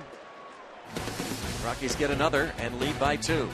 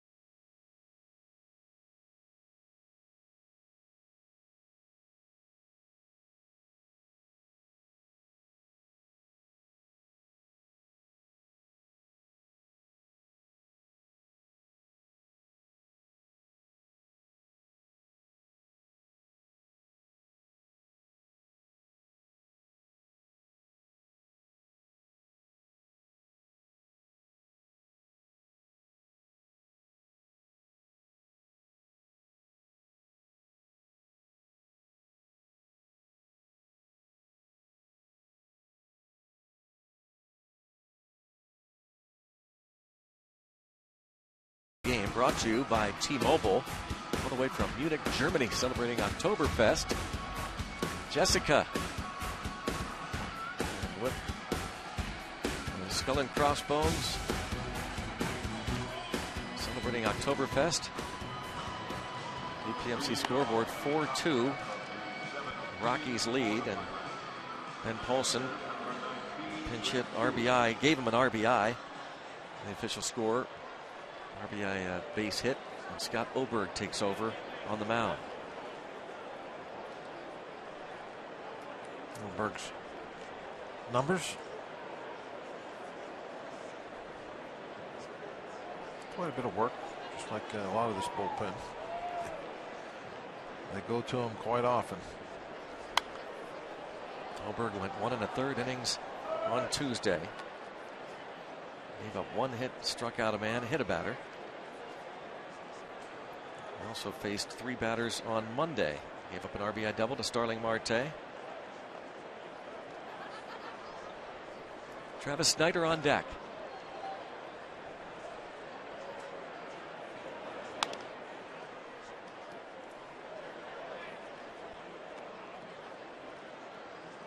Scott Oberg. Need some smart hitting here leading off. Huh? A ground ball just inside the first base bag. Paulson playing way off the line. That'd be smart. Yeah. A little dribbler. Here comes Arenado with a bare hand play, and out at first. Nolan Arenado. If it wasn't Arenado playing third, that would have been a smart play.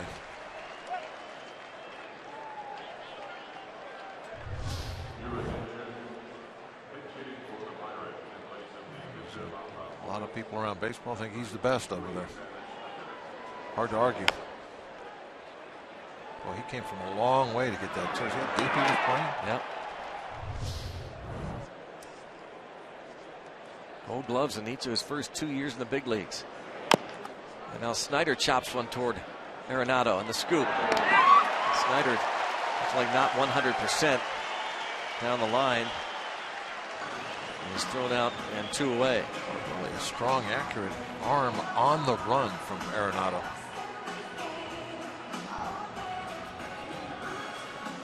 The old school flip downs on for glasses. You know, flick of the wrist. Look how quick that ball got to first.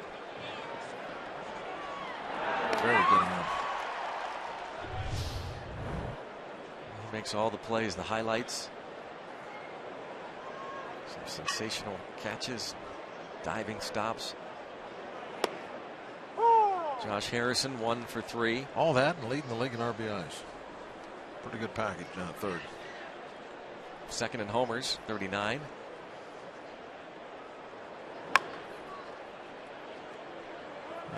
How far back is he in home runs from the leader? 2, I think. 2? Yep. So he leads the league in home runs and RBIs. That's 2 of the main categories. Yep. He's going to get a lot of votes for the Hank Aaron Award. The Hank Aaron Award? The best hitter in the league. Oh, yeah, definitely. It's just like the Cy Young Award for the best pitcher. Right. Same thing.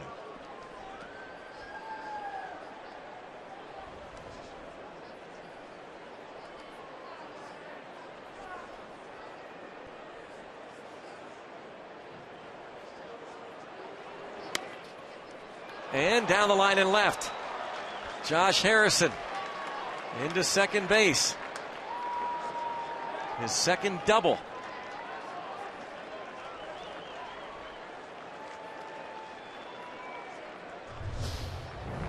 He has 7 hits in the series. What you want with 2 outs. I talked earlier when Marte got barely thrown out how important it is with 2 outs to get yourself into scoring position. You're looking for that double.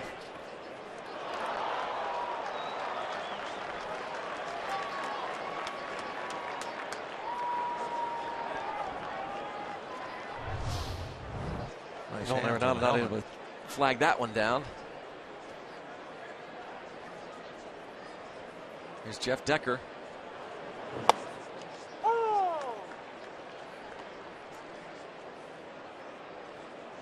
Singled home Harrison in the 5th.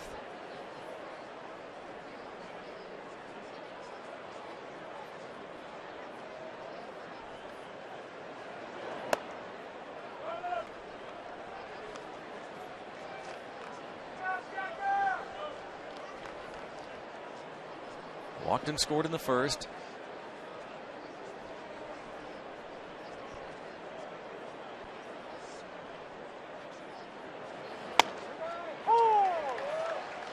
Couple of strikes on him.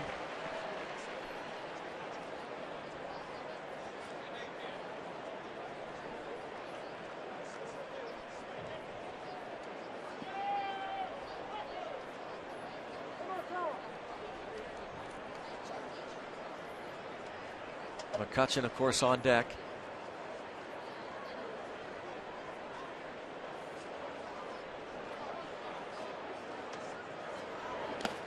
Almost chased, but lays off. Scott Oberg, the University of Connecticut.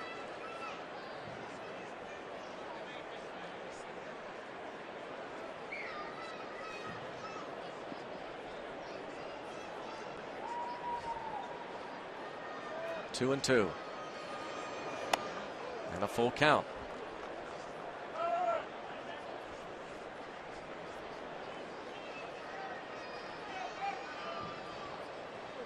Surprise, there's Decker in a deep count again. Oberg, by the way, has given up 10 home runs.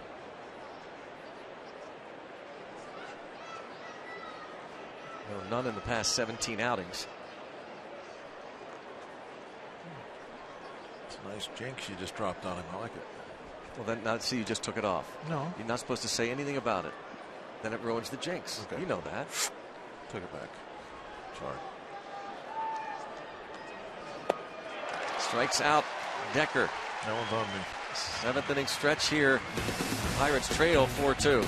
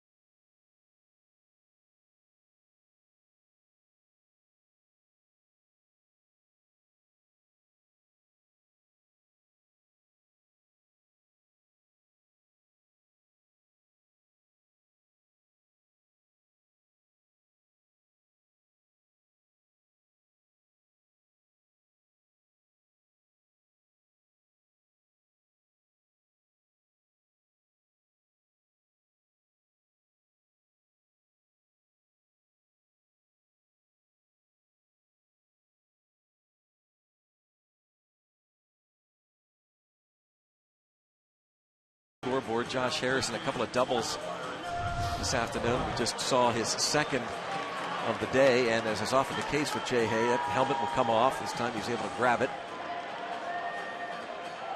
Right back on there. Point Park University tweet: when my son runs fast and his hat or helmet falls off, we call him Jay Hay Jr.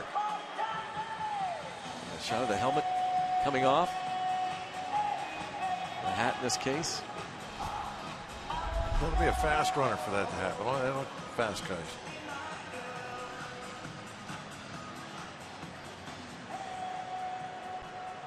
We might have to turn those hats upside down. When Ramos got the triple the other night, did his helmet fly off? I can't remember though.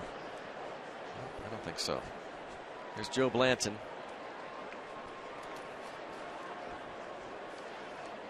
Blanton got the win. 1 2/3 perfect innings of relief last night. 4-0 as a Pirate. Bounced on the right side, and Alvarez will make that play. That was well done. Nope, dropped by Blanton. Well, the Alvarez part was well done. Yeah.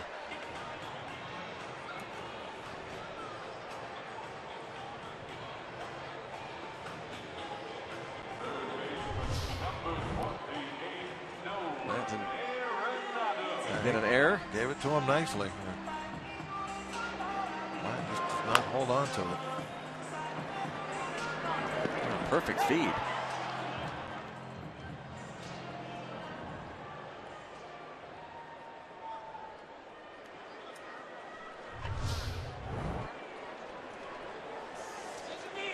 Now Nolan Arenado.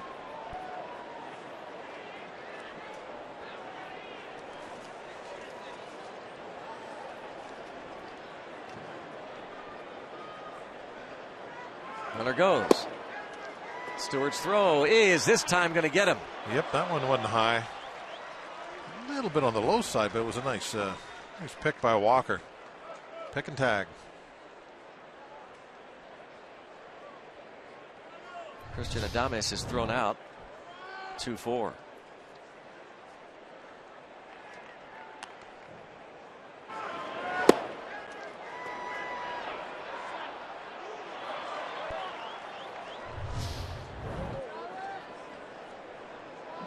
Stewart to Walker. The 2-4 caught stealing, 1 out. Well, he was supposed to be out anyway. Yep. Now he is.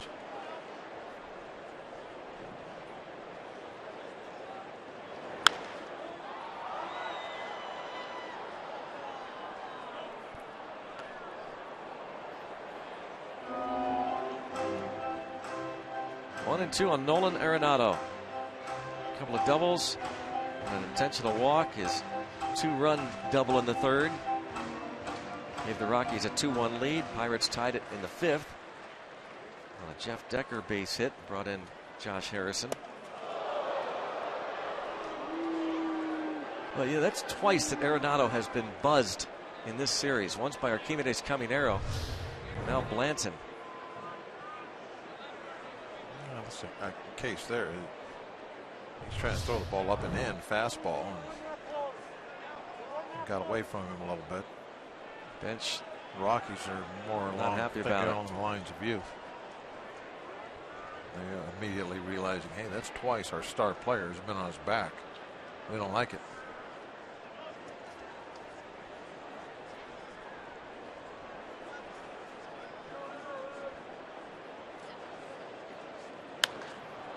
And popped up on the right side, and Arenado slams his bat. Walker calls for it and will stumble and hold on. Almost ran right in the back of Pedro.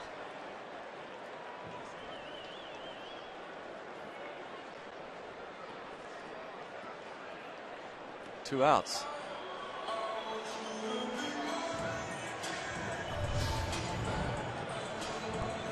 Watch Arenado slamming that bat down. He wanted that one, and then right here almost ended up being a collision anyway. And after getting knocked down, he wanted to get that base hit.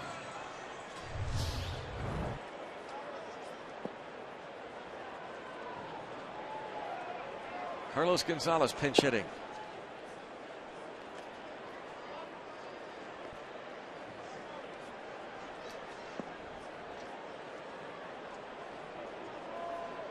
Verdugo did not start against the lefty Jeff Locke. Now ahead of the count 2-0. Pinch hitting for Scott Oberg.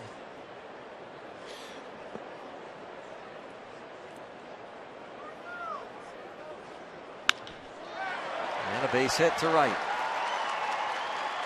Decker misplays it. And that allows Gonzalez to go into second.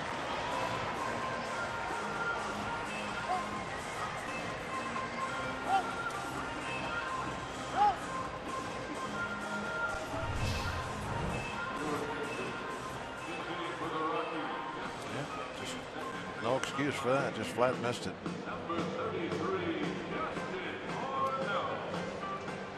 Single E9. Second error of the inning. And now Justin Morneau pinch hitting for DJ LeMahieu. And he will be walked intentionally with the rookie Rafael Inoa on deck.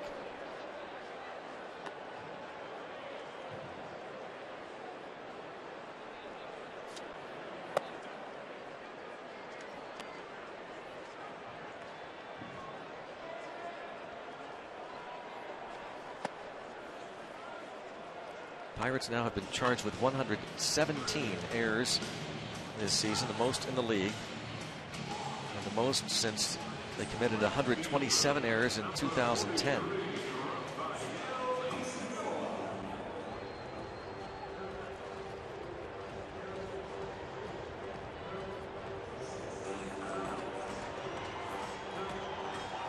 Manoah, better from the left side of the plate.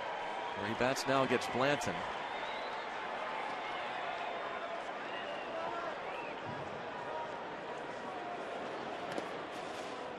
And a pick by Stewart.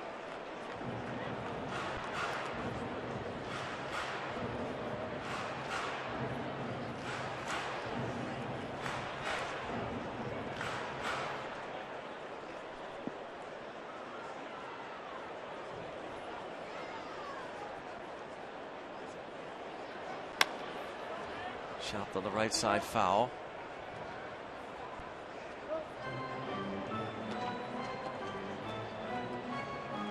You know it, singled in the fourth off of Locke.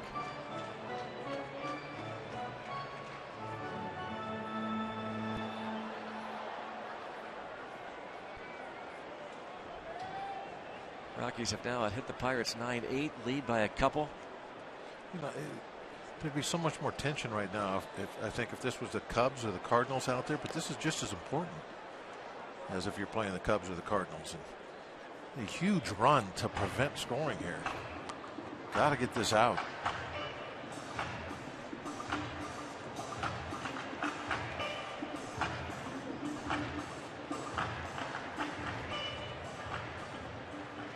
Well, they have found ways to do it in so many different ways.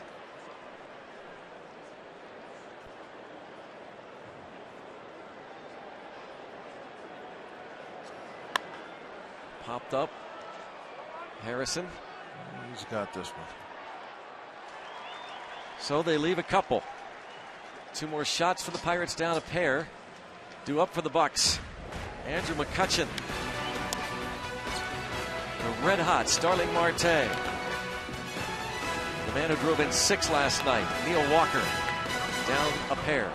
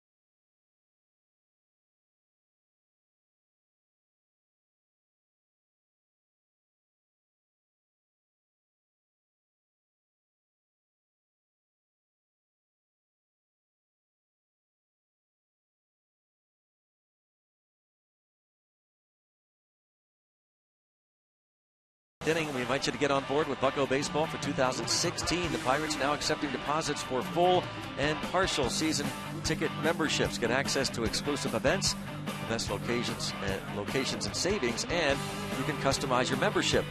Plus 2016 full and half season deposits will receive 2015 postseason access. For more information, go to pirates.com/membership.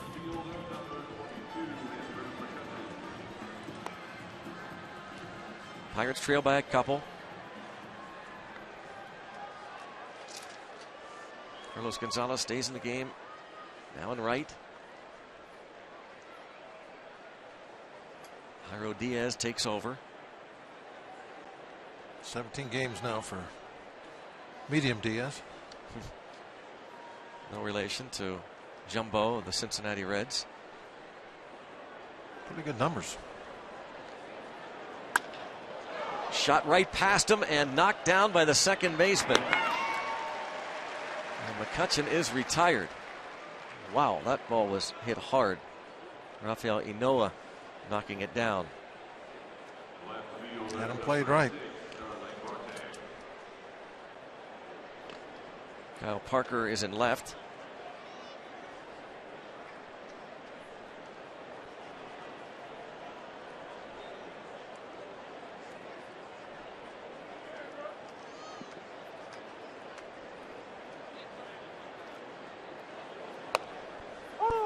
Starling Marte, 3 for 3.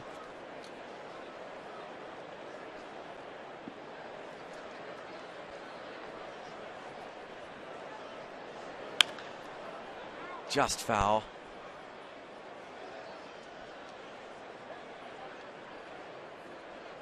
Marte, the first Pirate with a dozen hits in a 4-game series since Freddie Sanchez back in 2006. And the first to do it on the road since Johnny Ray back in 1984. He's got 13. Oh my. Pie Traynor has company. Pie Traynor, the last Pirate to do what Marte has done in this series. 13 hits.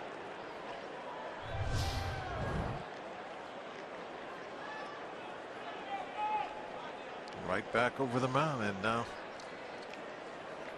you got that speed out there. I always love it when one of the outfielders get on base.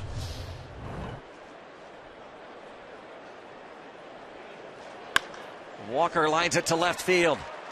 There they come. First and second.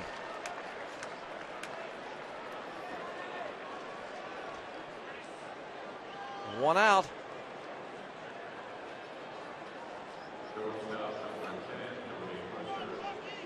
Starling Marte ties the franchise record.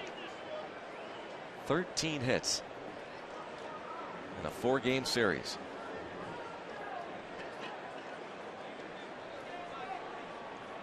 Need a big inning here so he can hit one more time tonight. A record that has stood since 1928. Now it's up to Jordy Mercer with Alvarez on deck.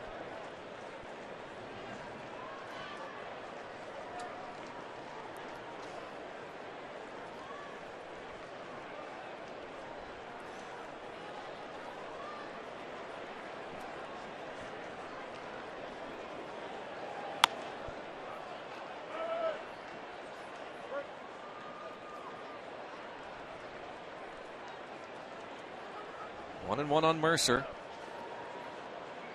3 hits last night, but 0 for 3 in this one. A strikeout, a fly ball to left center, and a pop-up.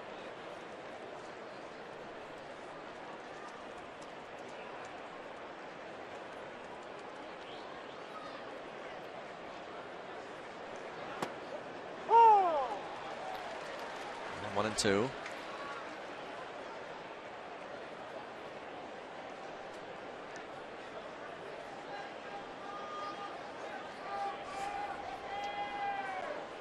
Jairo Diaz follows Chad Bettis and Scott Oberg.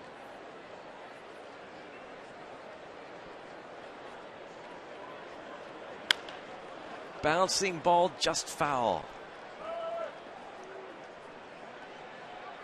And of course, Arenado near the line. No guarantees that that ball's fair. He doesn't make a play. Mercer staying alive.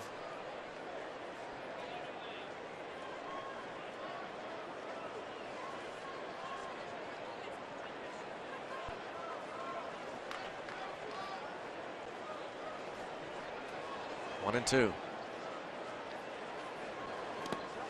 Strikes out a pitch in the dirt. And now Pedro Alvarez will come to the plate. A lefty up in the bullpen. Walt Weiss. Doesn't look like he's moving.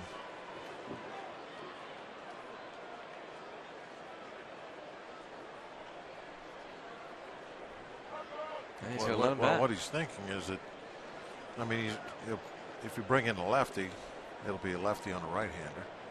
Morse, maybe. You know what I mean? Yeah, I hear you. So, yeah, he'd rather this match up here. Yep. I mean, that's what you're doing. You think, okay, now do I want what's out there right now, or if I bring in a lefty, who am I going to face? Although he let Alvarez bat last night against the lefty brothers, did Clint Hurdle. Well, either way, that's always possible too, but that doesn't happen a lot.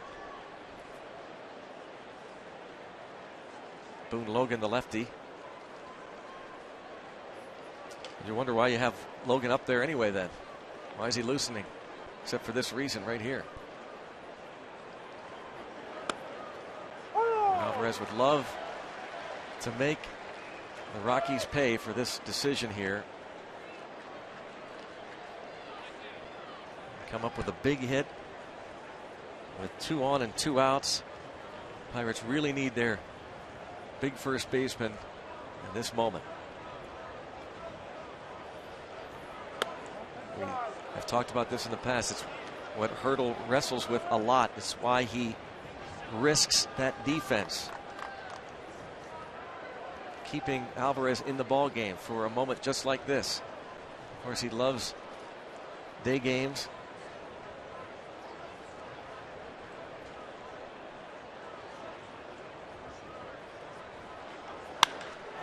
Hit hard to right field. And look at this. The ball has done it. Pedro Alvarez. A line drive 3-run homer to give the Pirates the lead in the 8th inning. An absolute bullet. He pound signed it, that one out of here. How about that? You know, Greg, when you're up there and they don't bring the lefty in, you see the lefty out there has been warming up. You know that you're anticipating to make that move, and they don't make it. That's kind of like when they intentionally walk somebody to get to you. You take it a little personal. And Pedro made him pay for that. Oh, you don't think I can hit this right-hander? Okay, well, now I'm going to show you. How good does that feel for Alvarez? Stewart bounces it to short. And how big is that for the Pirates? Oh, a 3-run line drive home run. His 26th of the year. This was the reaction of the bench. Pirates lead it 5-4.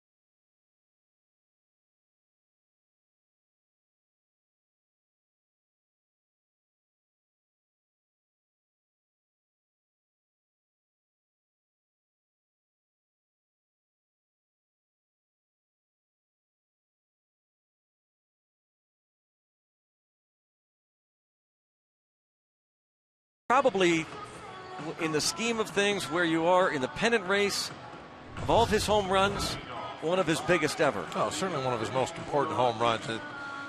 He got a 97-mile-an-hour fastball in the middle of the plate and absolutely blasted this ball. And I know it doesn't go a long ways. It just gets into that bullpen, but look how quickly it got to the bullpen. And the reaction of his teammates. I mean, that's the kind of plays, you're going down the stretch trying to, fight for this division title. That's the kind of big moments that if you can get some guys to come through in it, that's what wins.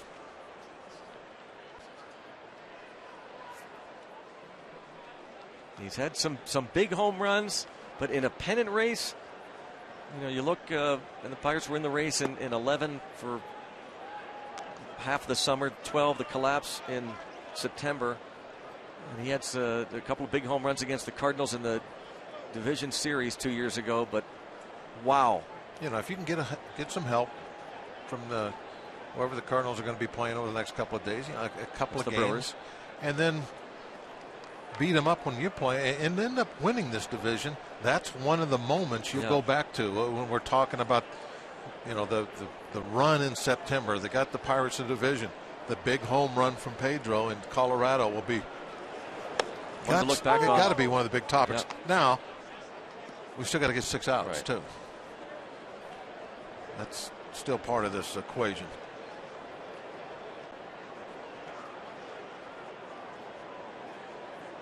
.26 home runs now for Alvarez. Now Bastardo is out there.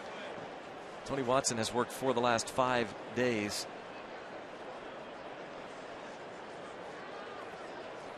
He's going to try and get the ball to Melanson.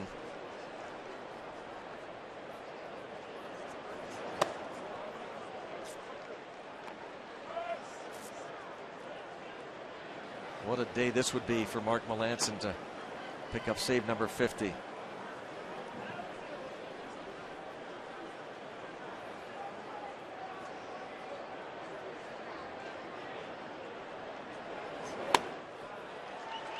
Bastardo, the strikeout of Kyle Parker to start the bottom of the 8th. What a different pitcher that Bastardo's been second half of the season. The second half of the season, we've seen the Bastardo that used to just kill the Pirates when he was with the Phillies. It's all about throwing enough strikes to get those upstairs chases. And his fastball has always played, at much more velocity than it shows up in the corner up there. Gets those swings and misses on that pitch all the time. The tweets at the bottom of your screen. Hashtag Bucks Booth. In honor of that home run, we got to say pound sign. That ball was pounded. Yes. Oh man, Stewart taking a pounding himself behind the dish. Pedro Alvarez, 3-run homer with 2 outs in the top of the 8th inning. Heading down the stretch of a pennant race. Stewart gets it right off the knee.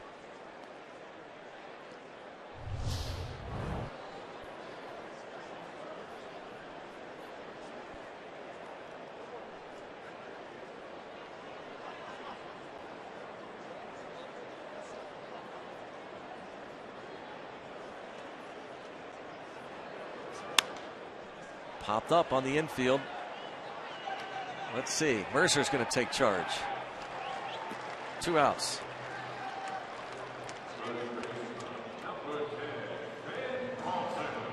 Garneau pops up. Now Bastardo with 2 outs and nobody on. Faces Ben Polson.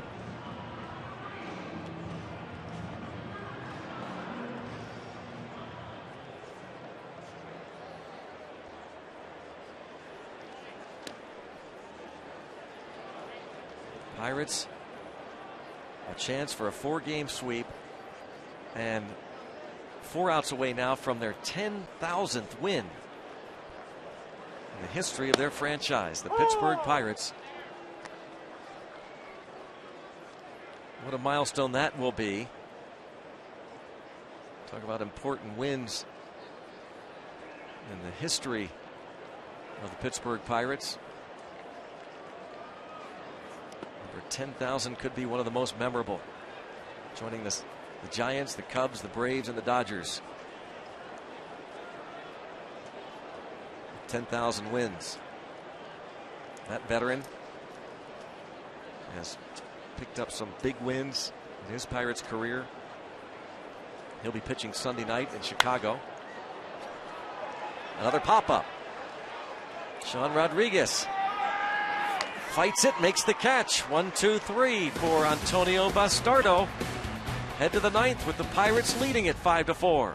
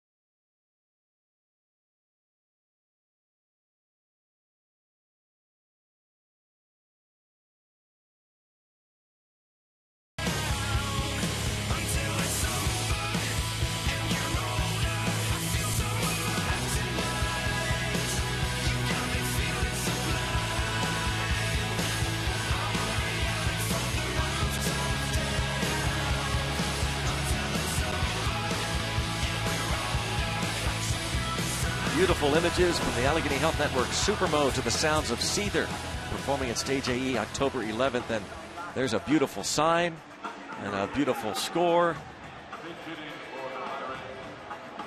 3 outs to get and looking for some insurance.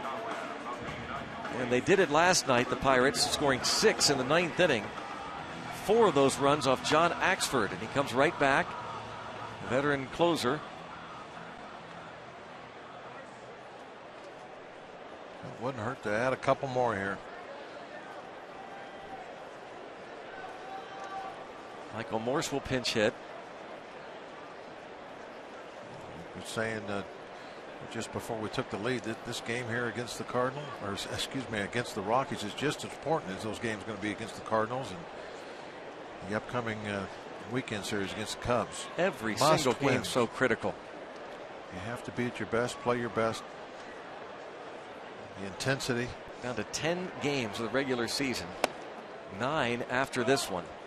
And we repeat that the Cardinals are coming to PNC Park starting Monday night, 3-game series. And we wonder when the last time the Pirates were involved in a division race this late in a season.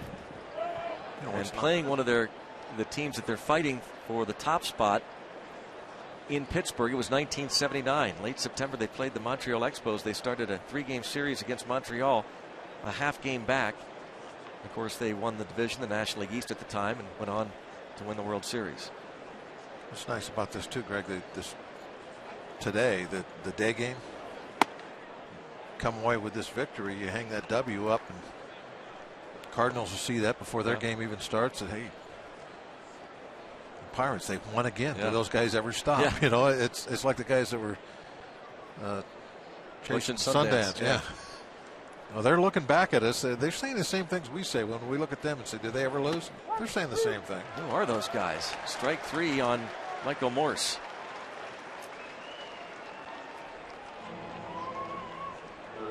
Well, after today's game, the Pirates do head to Chicago, Wrigley Field tomorrow. First of a big 3-game series. Join us for the first game tomorrow, starting at 1:30 with Pirates pregame presented by WB Mason on Root Sports. The Cubs are off today. Those Cardinals hosting the Brewers, and they'll get underway in a little over an hour.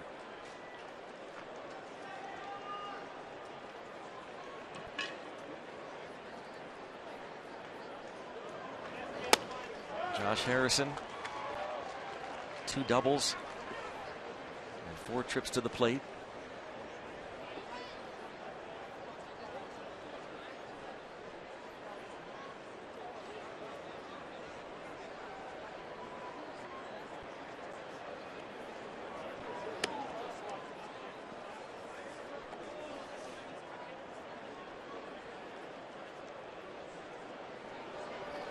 Pirates and their fans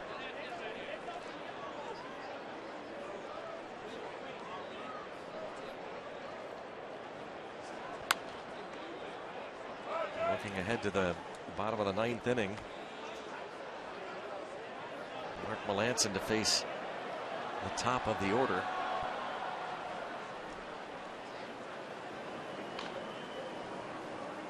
Corey Dickerson, Christian Adames, and Nolan Arenado.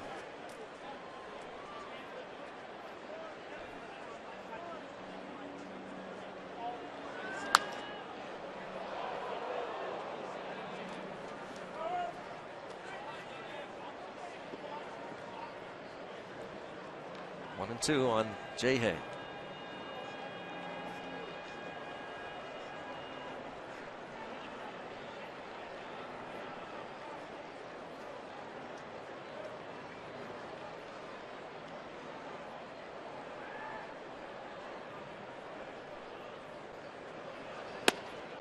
Axford gets him.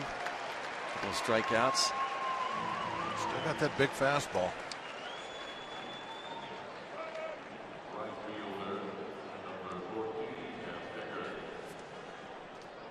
I guess I should say little fastball. The hitters tell you when they're throwing hard, the ball doesn't look very big.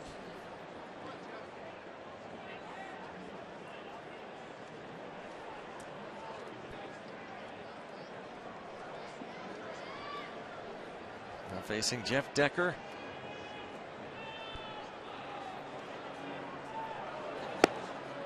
Decker's played a big role here today, getting the start for the injured Gregory Polanco. Polanco knee bothering him, hoping to be back in there tomorrow, but Decker walked and scored in the first and singled in a run in the 5th. If you are just getting home from work, just tuning in, the Pirates took a 1-0 lead on a Starling Marte 1-out single, brought home Decker. Marte 4 hits in this ball game and matching Pie Traynor for the most hits in a 4-game series. Pie Traynor 1928, like Marte, is 13 hits. Colorado took a 2-1 lead in the 3rd off Jeff Locke. A little pop up, going to drop in for Jeff Decker. He's on base for a 3rd time. And officially 2 out of 4. That's what he does. Family on hand. It's his job, get on base. And that on-base percentage has been very good. Even when he's not hitting, he's getting the base on balls.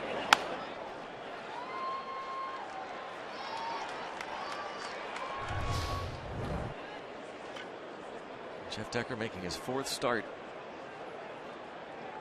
On board for McCutchen with 2 outs. McCutchen, an infield single in the 1st. And has bounced out 3 times. Hard hit shot in the 5th inning was turned into a double play.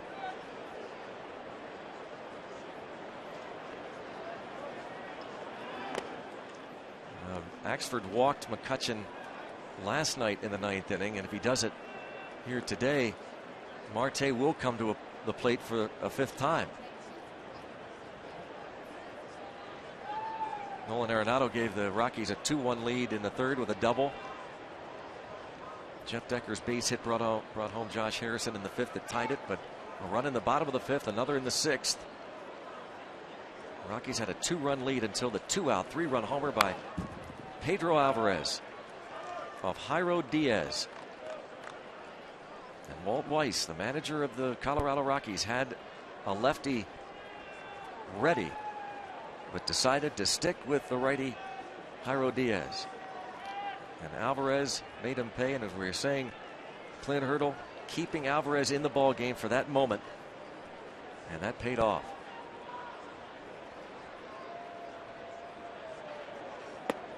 Oh. 1-2.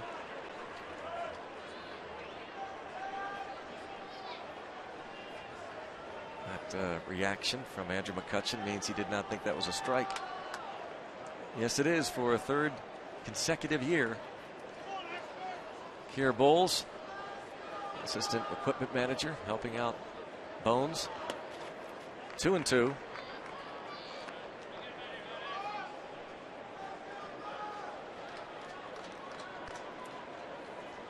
Hope you'll get either on the phone or on your computer, mobile device, whatever. Go to Pirates.com and lock up your tickets for the 3-game series against the Cardinals that starts Monday night at PNC Park.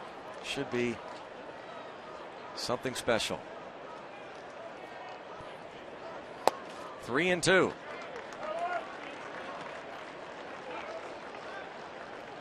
Pirates haven't swept a 4-game series since July of 2012 against the Astros.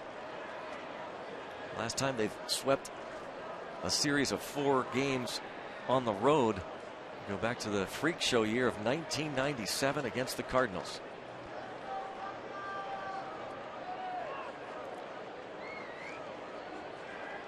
Full count.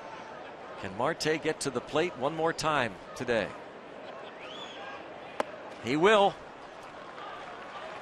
Another walk for Andrew McCutchen, and that again is the most walks in a series. 9 by a Pirate since Barry Bonds had 9 walks in a series back in 1992. Here is Starling Marte. One hit from getting a piece of that pie. You know, he can, if he gets a base hit here next spring training when he's over on Pie Trainer Field, he can look up and say, I beat that guy's record. That's right. 1928, 13 hits for Pie Trainer. And now Starling Marte with 13 hits. Pie did it against the Phillies early August of 1928.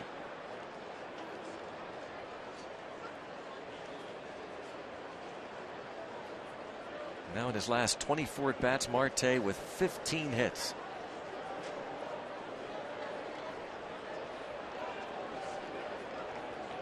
Struck out against Axford last night.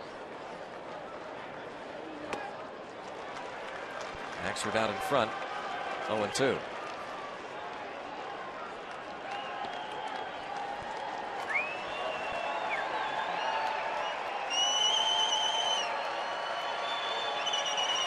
Four singles in this one for Starling Marte. 3 hits last night, including an RBI double. A couple of hits on Tuesday.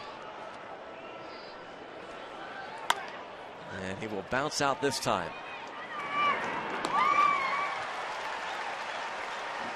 Mark the Shark, can he get to 50? Give the Pirates their 10,000th win in franchise history. 3 outs to get for the sweep of the Rockies.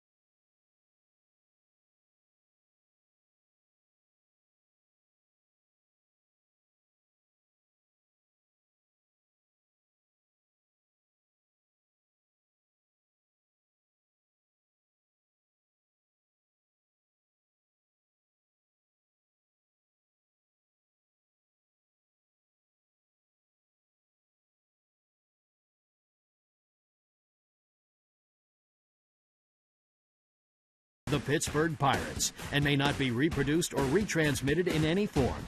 And the accounts and descriptions of this game may not be disseminated without the express written consent of the Pittsburgh Pirates.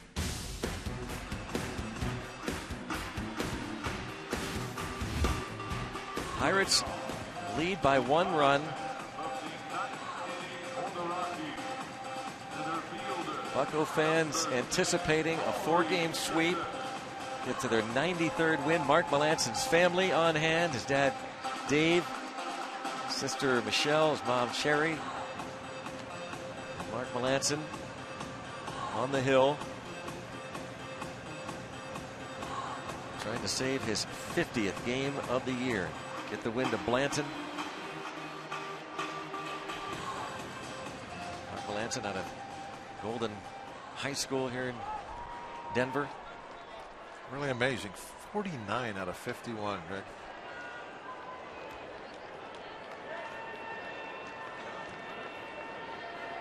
This would be the. Remember the first week of the season? Everybody thought he was hurt. Yeah. Oh yeah. Now he's about to get his 50th save. He faces Dickerson, Adames, and then Arenado. A lesson for all of us, I guess. Stay calm. Be patient. Oh. Helmet comes flying off.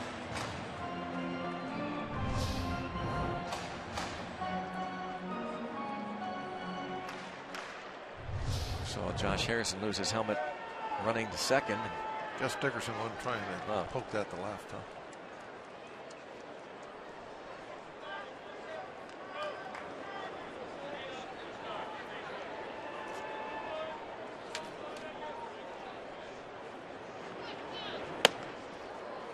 Mark Melancon earned his 49th save with a 1-2-3 ninth inning on Tuesday.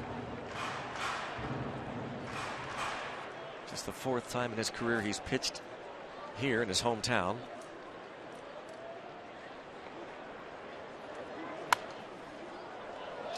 One ball, 2 strikes the count. Melancon looking to post the 15th season ever with 50 saves in Major League Baseball, but he would become only the 3rd closer with 50 plus saves and a 95% save percentage. The others, Eric Gagne in 2003 and Trevor Hoffman in 1998.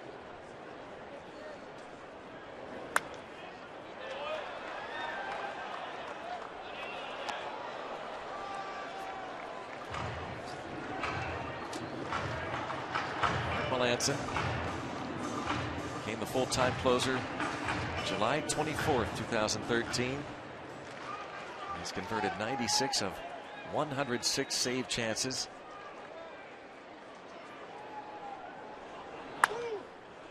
And a pop-up.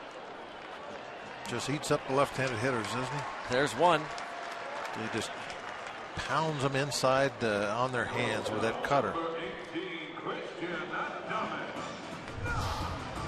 Look at the location of all these pitches. It's cutter in, cutter in, cutter in, and if they get the head of the bat to it, they pull it foul. Reflected in that stat sheet.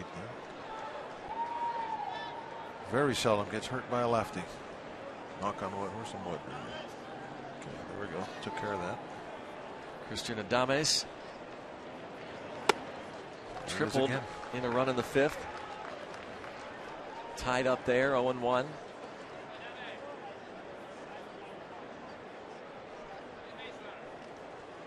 Already the club record for saves in a single season.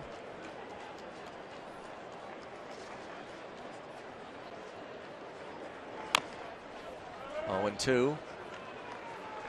Pedro Alvarez, a line drive, 3-run homer. Hero of the day. Erasing the 4-2 deficit with 2 outs in the 8th inning.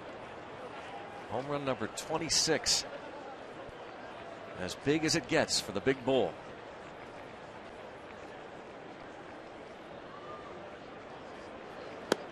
Strike 3 called. Got him with a breaking ball. That is classic, the way he gets the lefties out. gets ahead with that cutter in, and then he'll drop that. The curveball is over the outside corner, like a backdoor pitch, what they call it. Just drop it in. It's off speed.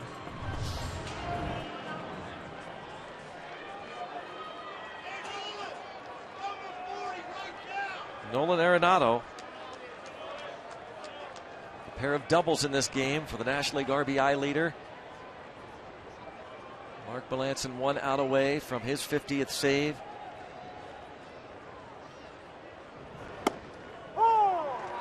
There's strike one.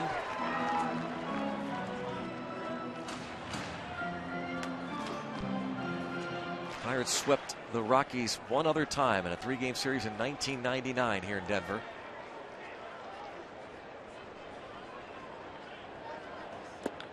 Yes, he did. 0-2.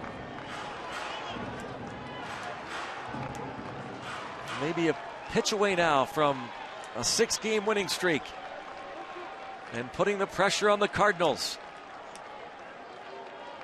Would move to within 3.5 of the first place Redbirds. The 0-2. 1-2. Up and in again. That was the cutter. He actually, he likes to throw that ball up there and have it come back. Maybe catch an inside corner. You see the cut action of it is what made Stewart not able to catch it. That ball had some nice life to it. 1-2. Count even. Carlos Gonzalez is on deck.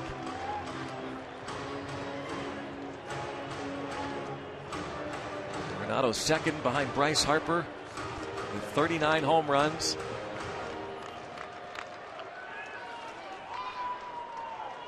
Top RBI man in the league against the top closer in the senior circuit. 2-2. Checks. Full count.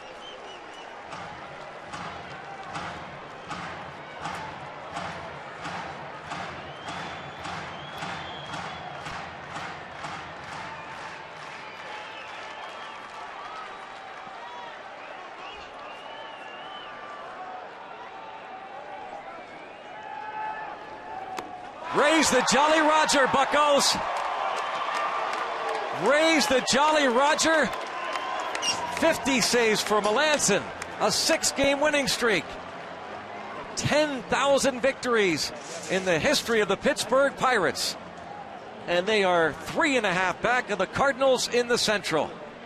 As Pedro Alvarez hits a monster home run. The line drive, 3-run shot with 2 outs in the 8th. And the Pirates come back to defeat the Colorado Rockies. Really a great win. Of the 4 wins, this one here, absolutely my favorite. The fighting back, having everything on the line, coming up with the huge home run.